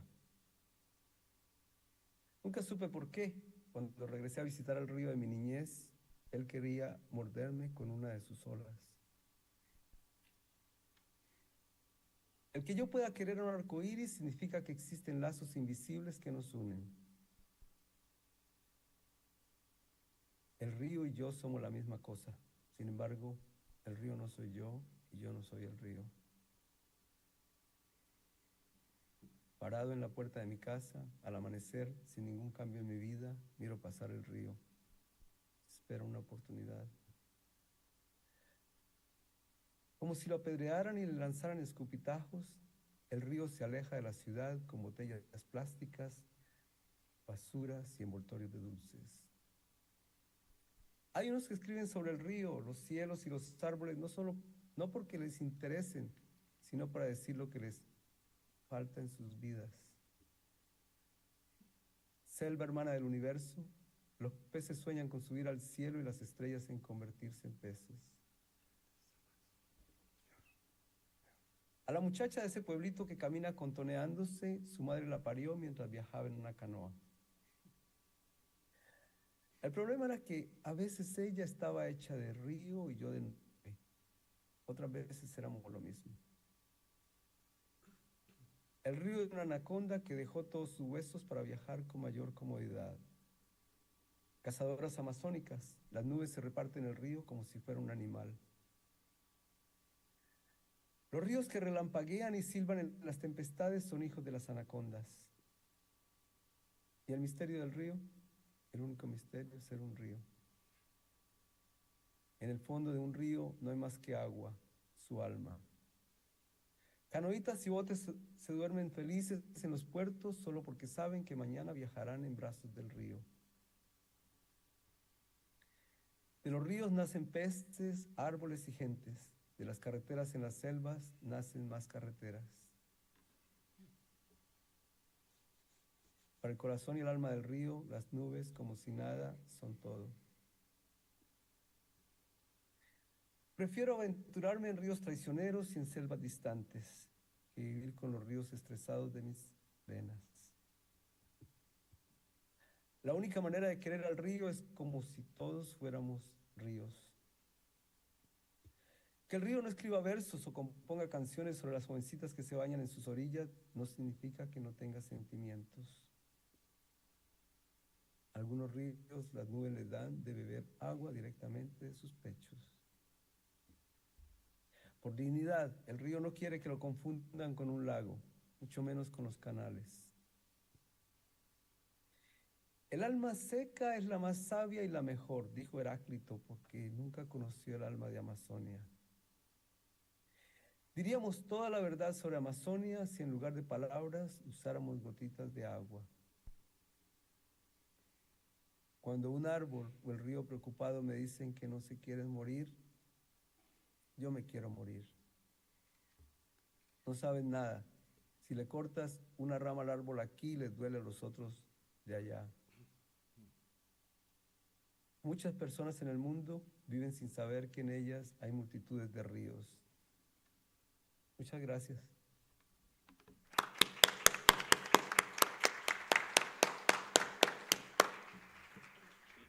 Okay, and it's my pleasure now. I'll get up in a second and switch places with Nuno Marques. I've known Nuno for a number of years now, and it's always exciting to get together with him. He's such a creative, generative spirit, a really accomplished translator as well as a poet. And I think he's going to be reading some of his original poetry in Portuguese, and maybe we'll get a sample of a couple things in translation that maybe you've done yourself, right? Yes, exactly. Okay, so over to you, Nuno. Hi, everyone. Thank you, Stephen, for the invitation. It's always wonderful to be here, and parts of this poem were written here. So it's really good to be able to have the opportunity to share them with you and with everyone. I prepared just a small note on what the poem is about. I will be reading from pages on the compendium 25 to 28. I'll read those in English. 30 to 31, 36 to 37 in Portuguese, and 48 to 49, but I will let everyone know which page it is. Also in Portuguese, because that part is impossible to translate. The poem it's called Day of No, is a composition with killing and eating animals and the inherent violence of human and family relationships. It is also about tenderness. It deals specifically with the killing of pigs in Portugal, done in traditional ways, not in slaughterhouses where animals that are industrially raised, the actual term is produced, are killed. I based the poem on my experiences during childhood and adolescence while taking part in killing pigs and cutting them, preparing sausages and all the processes after the animals are dead. I used some specific vocabulary of the center region of Portugal, where I am from, for names of tools, body parts of pigs, gestures, plants, food. This is the area of Portugal where almost all of the meat that is eaten in the country is produced: pig, chicken, and poultry. Lack of regulation on wastewaters has turned the river Lange, that crosses the region, in one of the most polluted rivers in Portugal, from wastewater coming from animal production, but also from leather and grain production units. This is a long poem created by several sections that can be read separately, which I will do now, but that work better in relation. I mostly use verbs, sometimes verbs as adjectives. This I learned from North American poets as translator and researcher, such as Brenda Hillman, Evelyn Riley, Alison Cobb, John Cage, Gary Snyder, Michael McClure, etc. Vegan ecofeminism is important as well for the distinction between corpse, cadaver, and meat, which is a cultural construction operated by separation and differentiation, to cut bodies into meat, to cut the word. Verbs as action. I also wanted to work with rhythm and sound, so I use repetitions. Hopefully these create, through interrelations within the poem, sets of frequencies that distribute the action of cutting in long time frames, from childhood till today. The title, Dia do Não, Day of No, refers to the day before the killing, in which the pig has no water and no food, a time and space of negativity. The poem is accompanied by images by the Portuguese artist André Alves. Images and words follow different directions. The text starts from the whole body and ends with the cut pieces, from concrete to abstract. The image goes the other way around, from abstract parts to the whole body. I have Rita Barreira to thank for this idea, as well as for suggesting working with André. I consider this an eco-poem because it engages with cultural constructions of animals and as non-others, as things, and because it entangles culture and nature. Okay, so I'll read the first section in English. Would you like me to share this screen? Yeah, maybe it's better. Okay, you can look up from time to time to make sure I'm on the right. Okay. I tried to share it, it's not sharing. But it's, I think people have it, so Okay. maybe there's no need. Okay. Do you mind taking this? Oh, swap? I know what happened. Oh, sorry. Yeah. All right. There, now I can Okay. see it. Yeah. So okay, I'll read the. Do you mind if I move? Yeah. No, of course not. All right. So I'll read the first part. The pig is killed with a knife in the heart, cold, quick, between the snout and the open shoulder, sideways. Held prisoner by hands closing, sometimes with a rope in the snout. Goes between the teeth, but it should go around. It went in, it tears with the stutters, the jumps. Blood in the hands, the thumb at the end of the handle, blood. Index in the middle of the handle, a ring of blood. The middle finger blooding, baby finger blood.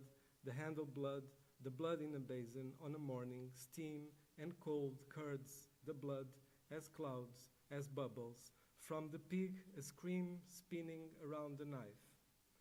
The pig dies this way, taken to the cutting board on top of bricks, of empty oil drums, of wooden easels, screaming, is held, sideways. They stretch the front leg, the heart shows, it is a flesh, sweet, warm, pink, a baby, taken to be opened. It is a flesh, a place to enter. The legs are held, the knife is thrusted, the blood is saved, the death is waited for, going, coming, in the blood. 1 year the pig was killed by electric shocks. 2 wood handles with electrodes connected to a snorting generator.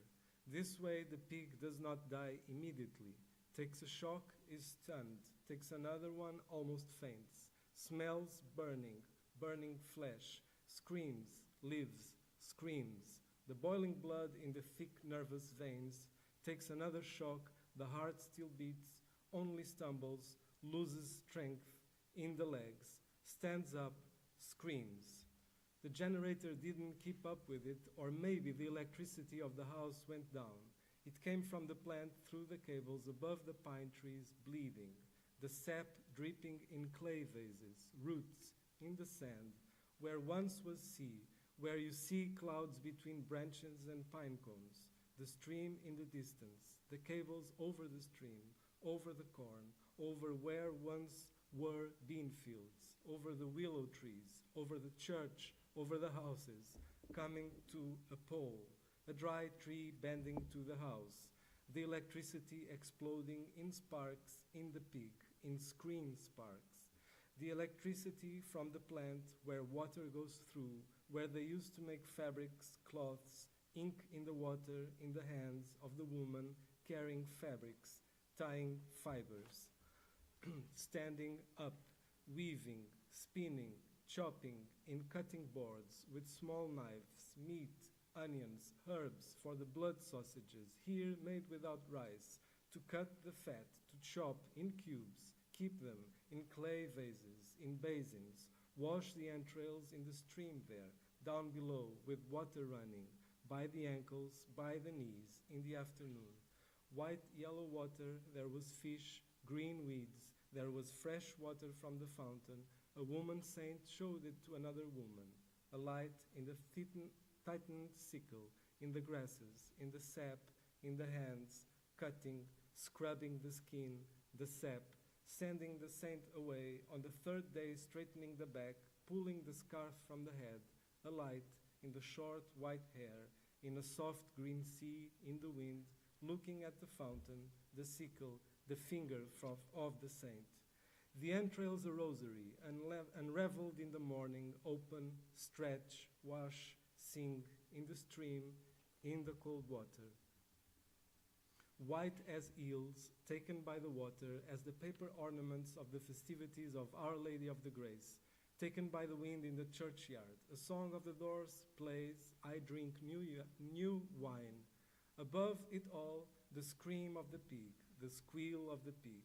The pinewood forest squeals, the corn squeals, the new wine squeals, the ankles squeal, the arms, the chest, the legs of women cutting, making, wanting, counting, forgetting, the entrails, the lunches, the electric refrigerator arc, the scarves in the hair, Our Lady of the Grace, the money collection, the stew, the clothes, the bags, the oranges, in the basins of the entrails to fill. Over everything, the squeal of the pig. In everything, the scream of the pig. Also in another year, a woman with a knife straight to the heart. The squeal is a loss of air, a parting, a silence remains. Someone laughs, the echo crosses the valley, laughter and scream entangled, go up to the Hermitage of Saint Rita. Yeah. So this is one of the sections. And now I'll read the other ones in Portuguese, which is page 30 to 31 of the compendium. So they immediately, exactly. Okay, so it's a bit different in Portuguese. Just nod when you need me to go. Ok. Uma faca, murro, no ventre, na barriga, nos bofes, nas bochechas, nas orelhas, no peito, nas nádegas, abrir, sangrar, entrar, contra o muro, em pé à bruta, de costas com força, a roncar, a estremecer, calado, uma chapada entre os olhos, a abrir, a entrar, no ventre, no ventre, no ventre, no ventre, no ventre, no ventre, nas fibras da carne, nos ossos finos, esmagar, vir, pingar, em faúlhas na faca, em faúlhas na bacia, nas pernas em faúlhas, nas coxas em faúlhas, nas mãos um murro, nas costelas a abrir, empurrar, esquecer no ventre o cio, a lua, o sangue, a inchar a semente em faca lançada, em bicho de ouro solar, rasgada há de vir ser alguém faca, a rir um dia alto,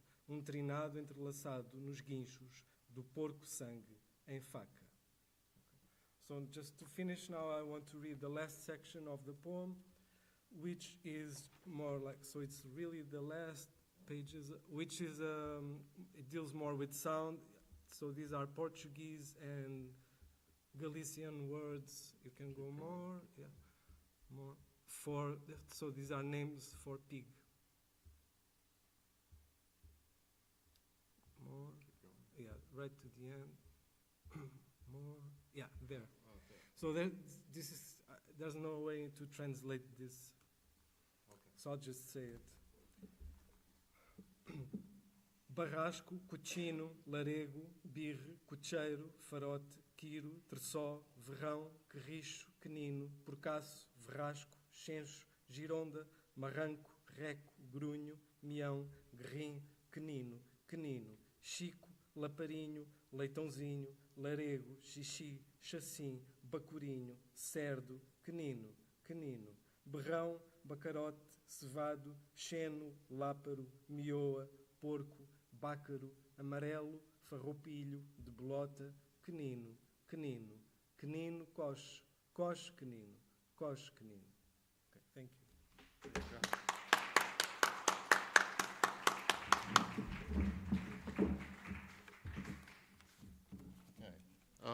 Thank you very much, Nuno, and I'd like to now invite Juan Carlos back to introduce Jose. Jose, now we are going to listen to Jose Manuel Marrero Henriquez from the Canary Islands, and has going to read the excerpt from a wonderful collection, Paisajes con Burro, and the poems are appear in the compendium from page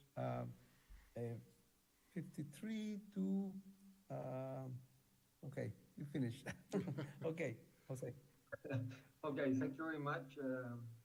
As a general introduction to my reading, I would have to affirm that breathing is the rhythmic character of life that culture shares with nature. The temporal rhythm of tides, seasons, day and night, menstruation, heartbeats, and the spatial rhythm of harmonies in the forms of clouds, geological strata, meanders, and those circles that time draws in the trunks have both transcended into music, sculpture, architecture, and poetry. There is no beauty in the increasing production and consumption that has led to the global ecological crisis of the Anthropocene.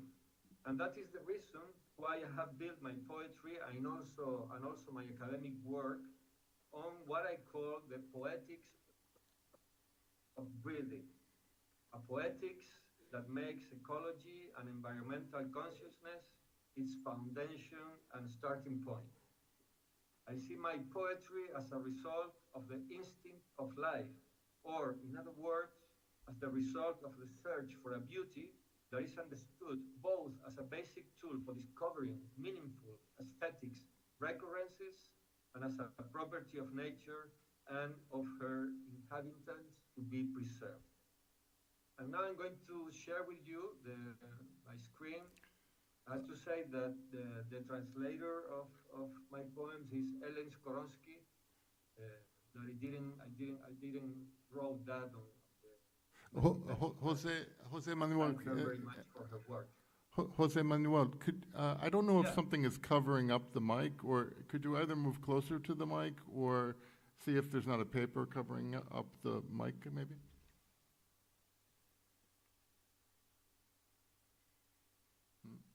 Okay.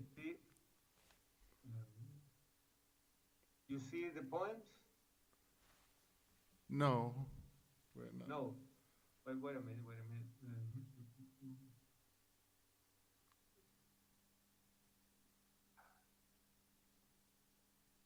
Here.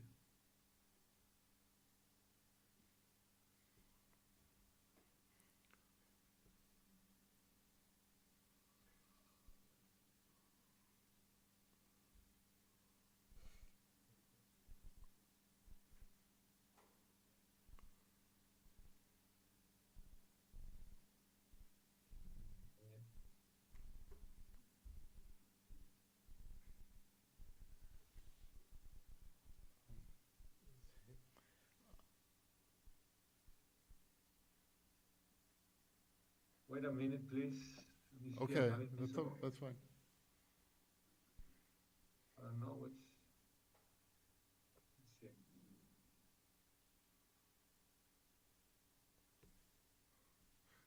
We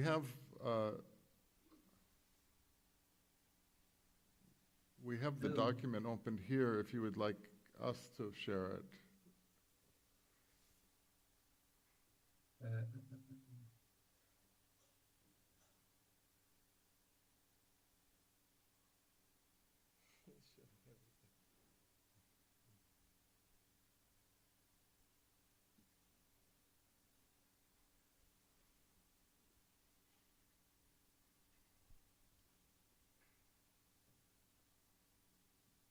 Okay, and now? Well, now we see the see my English points translation. Yeah, now now we on see the them both. screen? Yes, yeah. You see the point, okay. Yes. So I'm going to read from a few poems from this Landscapes with Donkey, Paisajes con Burro. I'll begin with the first one you have there. La pezuña raspa el suelo para enterrar el punto que a su interrogación falta, y el sol fortalecido esfuma la energía encarnada en el campo. No queda humedad en las cosas y se evapora la vida para siempre. No hay voces, niños, águilas, culebras, ni siquiera buitres o ruiseñores. Dormitan en los libros. Terco, seco el páramo y azul el cielo.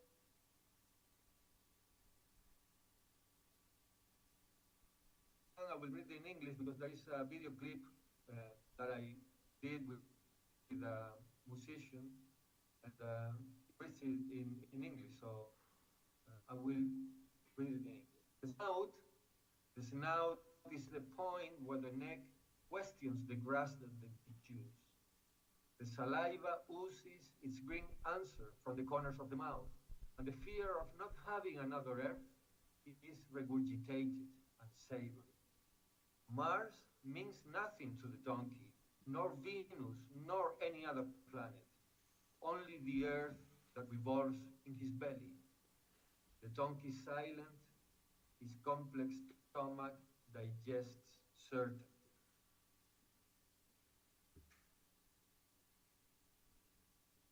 This is a vindication of the connection of words with the world and against empty formalism. El burro estira su nombre para dar cabida a más secretos, a que la tierra y el universo se compriman en el pecho. Cae el burro sobre el abecedario y lo torna dromedario. A conciencia lo joroba, le revienta la recta tan exacta de letras y baldas tan pautadas. La curva agrada al equino que mira cómo los signos yerran su destino. Nada y todo a la vez, desde una punta que no se ve a otra que se deja ver. Las palabras se pierden en parábolas de aire.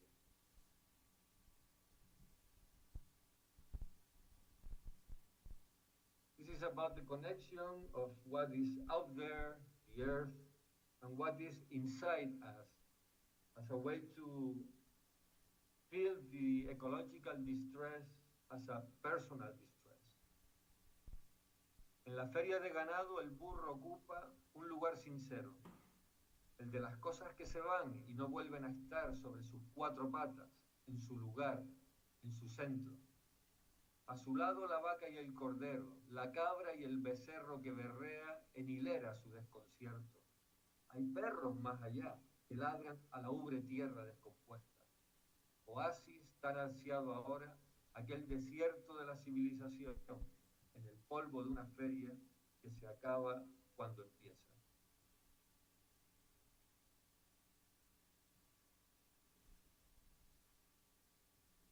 El teorema se resolverá con brillo en el lodo del estiércol. Es el más sabio. Descansa primero, despereza el pecho y atisba luego el horizonte en su deseo. Algo extraño ve en la lontananza que es también adentro, su centro. Come entonces la hierba que come y vuelve a comer. El ciclo de los sabios que reciclan su saber.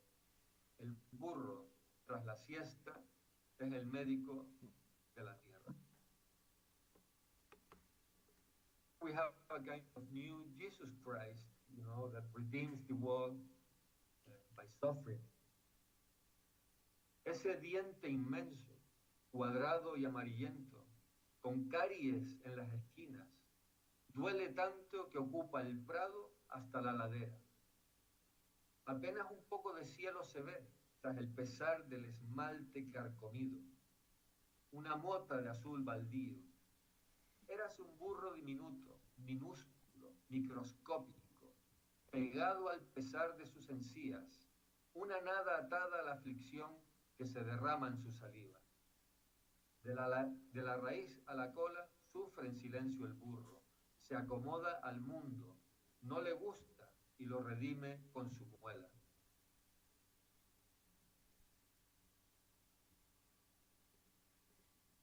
This is inspired by the donkeys that were in a touristic area, and they were there before the hotels and the real estate businesses.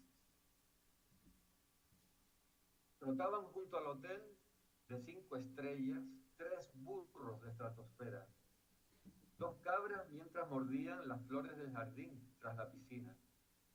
Antes se podía, usucapio de los animales que llegaron antes a la costa, mucho antes que el turismo, las inmobiliarias, las costas.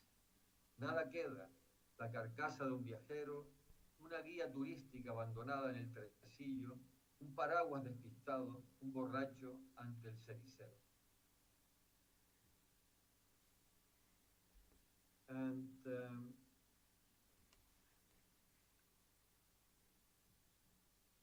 I want to finish with this last point, which is an indication of the little things, the little landscapes, for they compress the universe. Tras la ventana, la tormenta. Árboles hermosos sin nombre en sus cosas, como los burros que en sus cosas están al otro lado del mar. Da igual si Fuerteventura, Kansas, el Sahara, y al tiempo no da igual. El ser abreva en sus circunstancias, es en su estar. Naturaleza manda, silencio en las ramas, grano de arena al viento, enciclopedia mínima, firmamento. Gracias.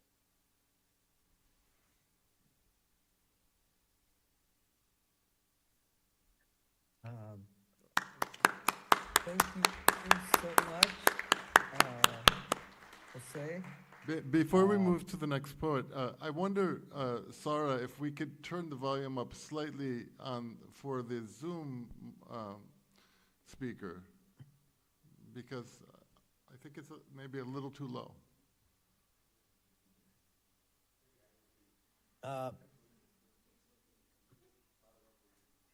It can't go any higher? So I think, is it possible to turn the speaker volume up a little bit for for the voices coming over the Zoom? Yeah. Okay.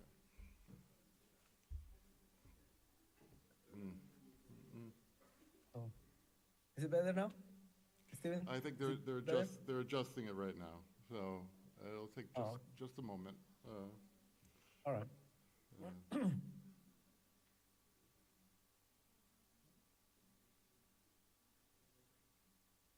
We can continue. I mean, we can hear. Okay. So as they adjust it, I'll just signal to her if it gets too loud.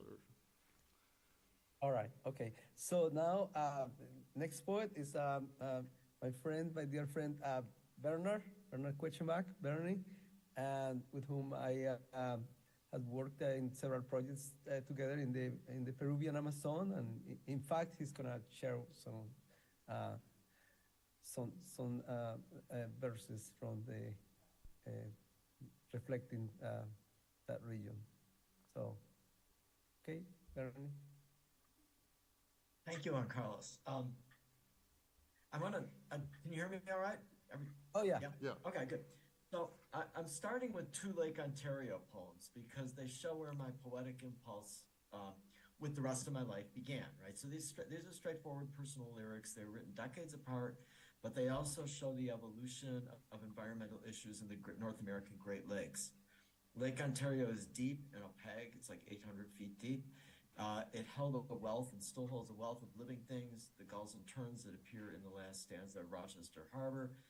It also holds secrets, the not quite microscopic copepods and the load of toxic chemicals at the bottom periodically stirred up by dredging. The whatever's there, the poem ends with, reflects the mystery but also the danger. By the time I wrote March, Ontario Beach Park, decades later, the specter of climate change and invasive mussels joined with my own sense of change and loss whenever I return to that landscape. The industrial pollution that predates me basically seems limited and conventional compared to these newer comprehensive threats. And in the second poem, there's a reference to a place called Abbott's. It's an ice cream store. It's only open in the warm weather, right? So Rochester Harbor. Do you want to share your screen with us? Sorry? Yeah, sure. I'll pull that up for you.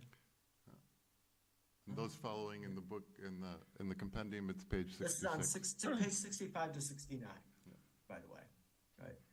So, Rochester Harbor, the lake heaves a brown weight, a killdeer skirts, flushes the balding stones to serve up copepods and scud, and drench the snails on algae undersides. Dredges stir the bottom, graze out deep in freighter tracks, but here the port is closed, a plover's anchorage of slabs and granite fill, netted in sag chain link, studded with collapsed drums and rusted spars of pipe. Gulls harrow white-capped crests, terns plunge for silver smelt. I watch them work the shifting fields, awash in whatever's there. March, Ontario Beach Park. The snowy owl that winter here has flown north, no doubt looking for ice. Abbott's has opened their summer corner, rushing at least the former season. Geese and gulls root the greening lawns. Driving Lake Avenue, I stopped at the grave this first spring with both parents gone. Dust of last year's leaves wisped a small bare place, my mother, 2 months back in deep winter. A hard mist sharpens the thin waves, the coarse sand skeined with magnetite, racked with mussel shatter. Who is that traveler there at the edge, leaning forward heron-like through the long, cold shadow of my birth? So the next poems are different. I live now not far from, as these things go, from Yellowstone National Park.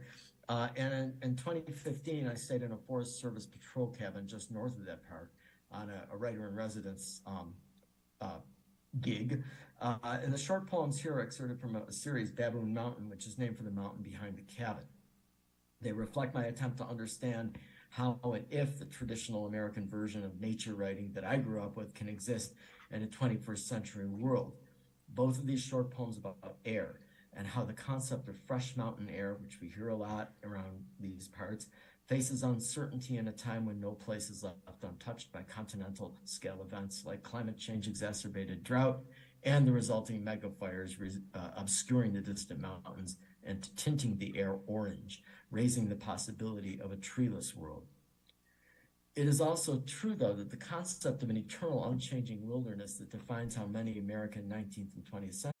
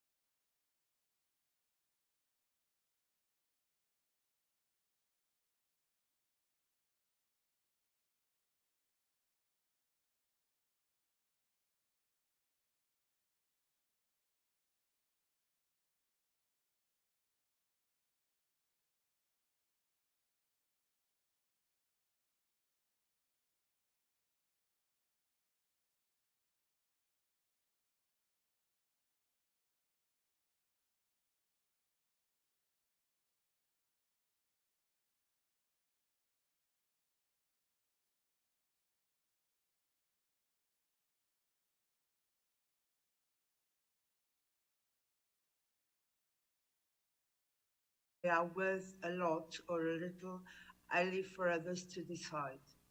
For my part, I don't walk on all the streets. They are not all my friends. Those of old loves, for example, have become unbearable. I have lost old families, abandoned the river. I quitted confessing him my petty things and incompetences to return me some kind of penance. Confessing to the river and doing penance saves us but pollutes him. Better to leave him be. I don't walk on all streets. Not all of them are walkable.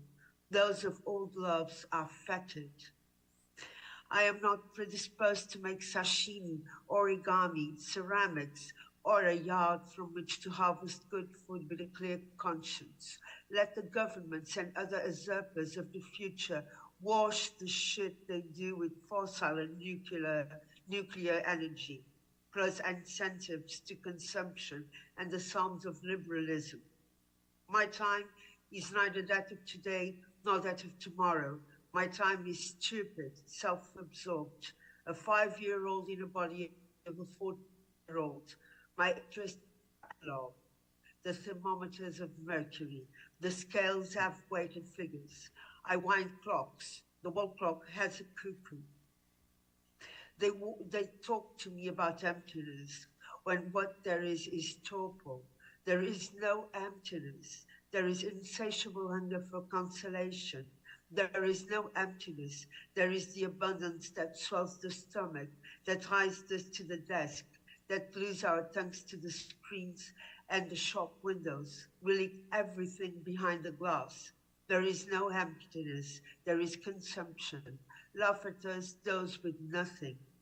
There is no emptiness. There is the thirst and exhaustion. Lives that don't sell, time that doesn't stretch, excess production that doesn't pay. I wish for emptiness. I wish also to thank Nuno for the translation of these poems, and none of this would happen without his help.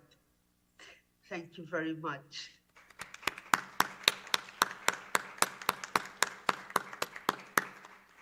Thank you so much, Esthela. I'm sorry, Catarina. Yeah, pardon me. This was really fantastic to hear all of these contributions, and I'd like to open up to a conversation about the poetry that we've just heard. And maybe while I see whether there are any people in the room who might want to ask a question, please raise your hand if you would like to, and we'd be really happy to bring you into the conversation.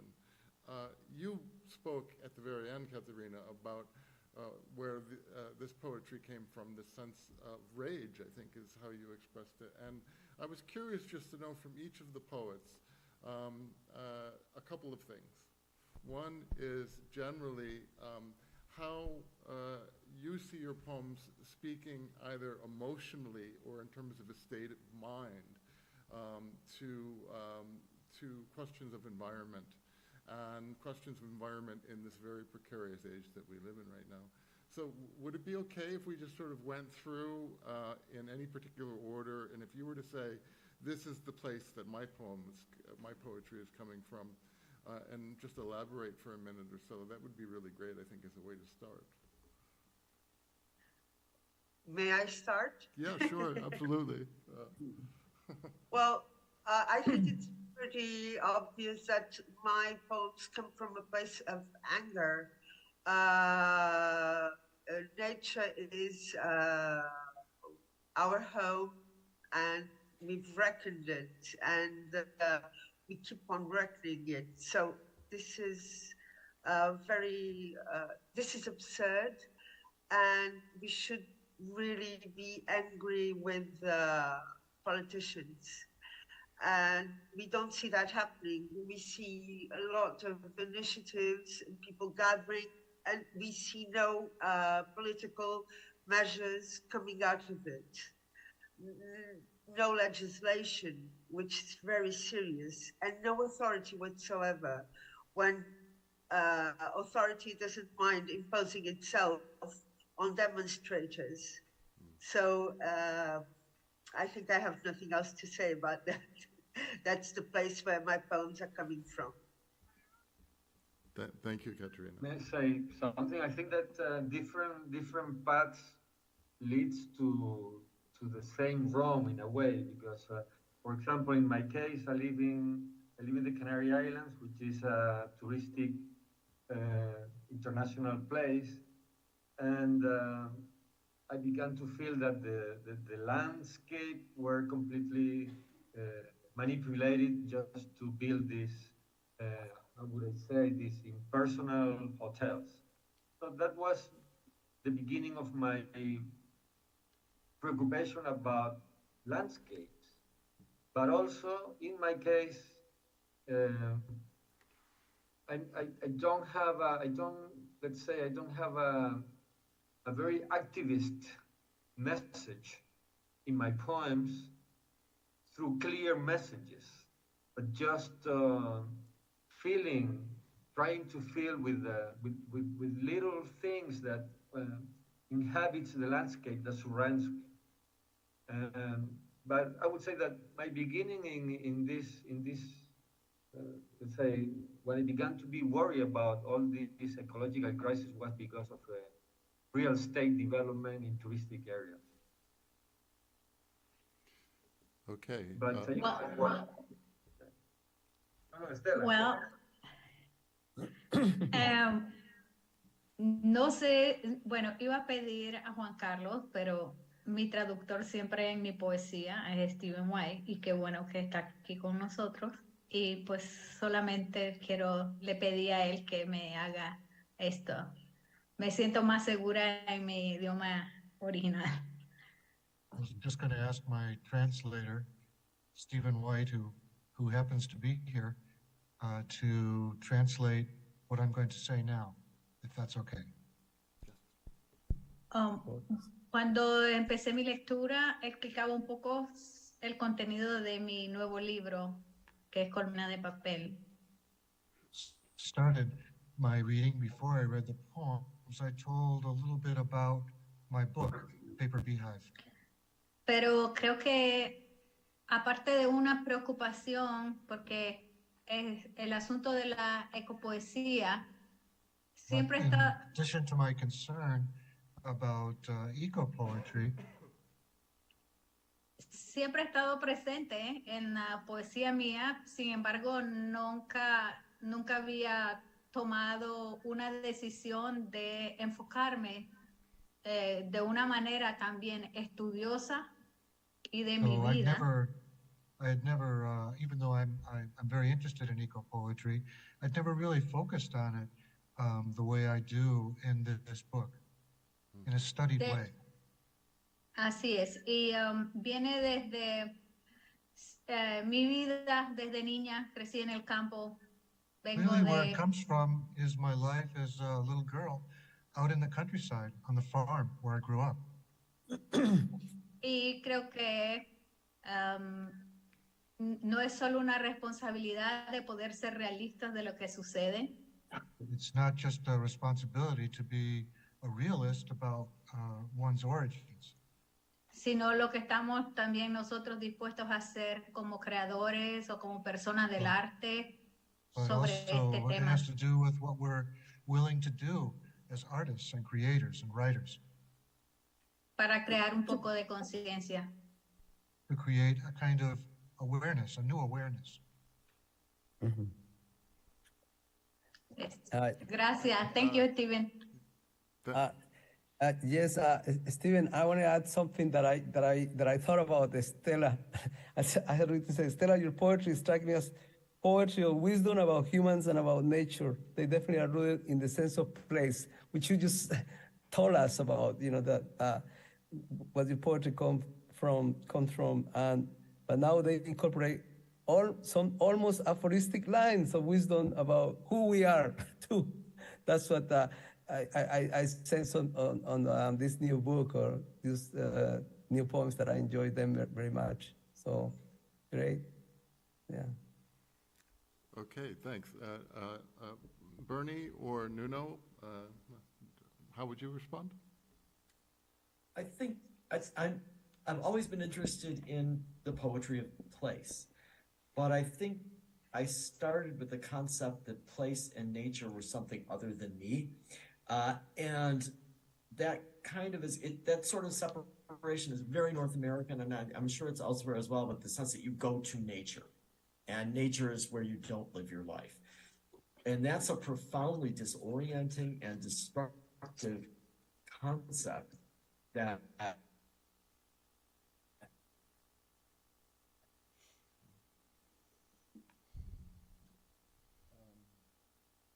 don't know if something's happened.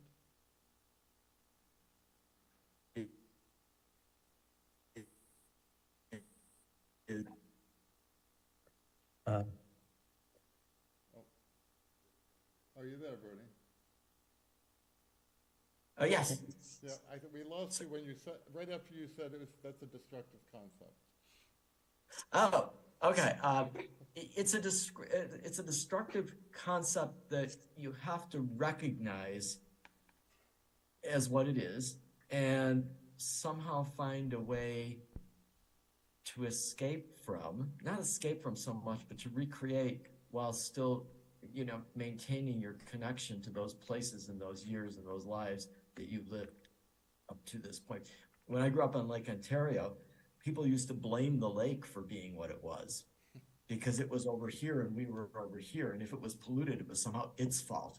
It shouldn't be that way, right? You know, and the same is true with Yellowstone. When Yellowstone was established, they kicked the indigenous people out because they didn't correspond to our concept of a natural place. And that, you know, I'm sort of peripheral to this effort, but there really has been an effort more recently to, you know, rediscover those knowledges and those wisdoms that are really necessary before we, you know, can really understand where we are. Thanks very much, Bernie. I'm going to turn to Nuno in a second, and then right after Nuno, we have a question from the floor. So, Nuno, would you like to? Briefly, I wrote the poem because killing animals is horrible, and that impressed me a lot. And I connected with construction of texts and cultural constructions of animals and others, and extractivism. So I wanted to explore that in form and contribute to the Portuguese poetic scene with that exploration. Thanks very much, Nuno. And we have a question. Could you please introduce yourself? My name is Charlene. It's just a quick question because I think we don't have so much time because there is other things at 6. But I was just wondering, like a global question, I was just wondering, to you, is the emotion, anger, frustration, the best things to write a poem, or maybe more the contemplation, observation of something? Because you were, some of the poems were very hard, very touchy, and I was like, okay, so maybe is this poet angry or frustrated, or is it more, contemplating something, or observing something? And this was my global question. Thank you for the question. And we unfortunately another event is starting here in less than 10 minutes. So we've got about 5 minutes. So anyone who wishes to take to answer that question, please just jump in. Catarina, you look like you want to say something. I wish I was hoping you would repeat the question because we didn't listen. Oh, you couldn't hear. You couldn't hear. No. So if you were come right up here next, if you wish. My question was, the poem that we heard were very sometimes touchy, very hard sometimes, and I was wondering which emotions, according to you, like was this emotion like anger, frustration, hard emotion, or contemplation of a landscape, observation of an object? To write a poem, do we need each of them? Do we need just one?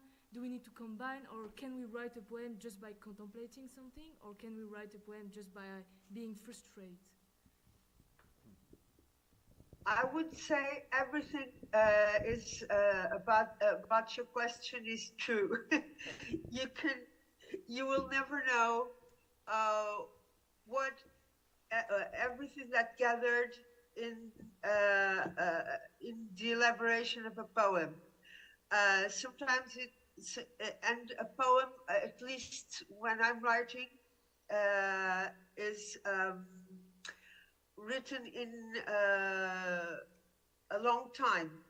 So sometimes you write quick and then you revise it, and then it goes slowlier, and then other feelings get in the way, and it develops, and then in the end you have this. So I would have to say that all you said is possible and true. Okay, thank you. Does anyone wish to add anything to that? We'll have to tie up here in just a minute. Oh, no. Oh, we have another question, so.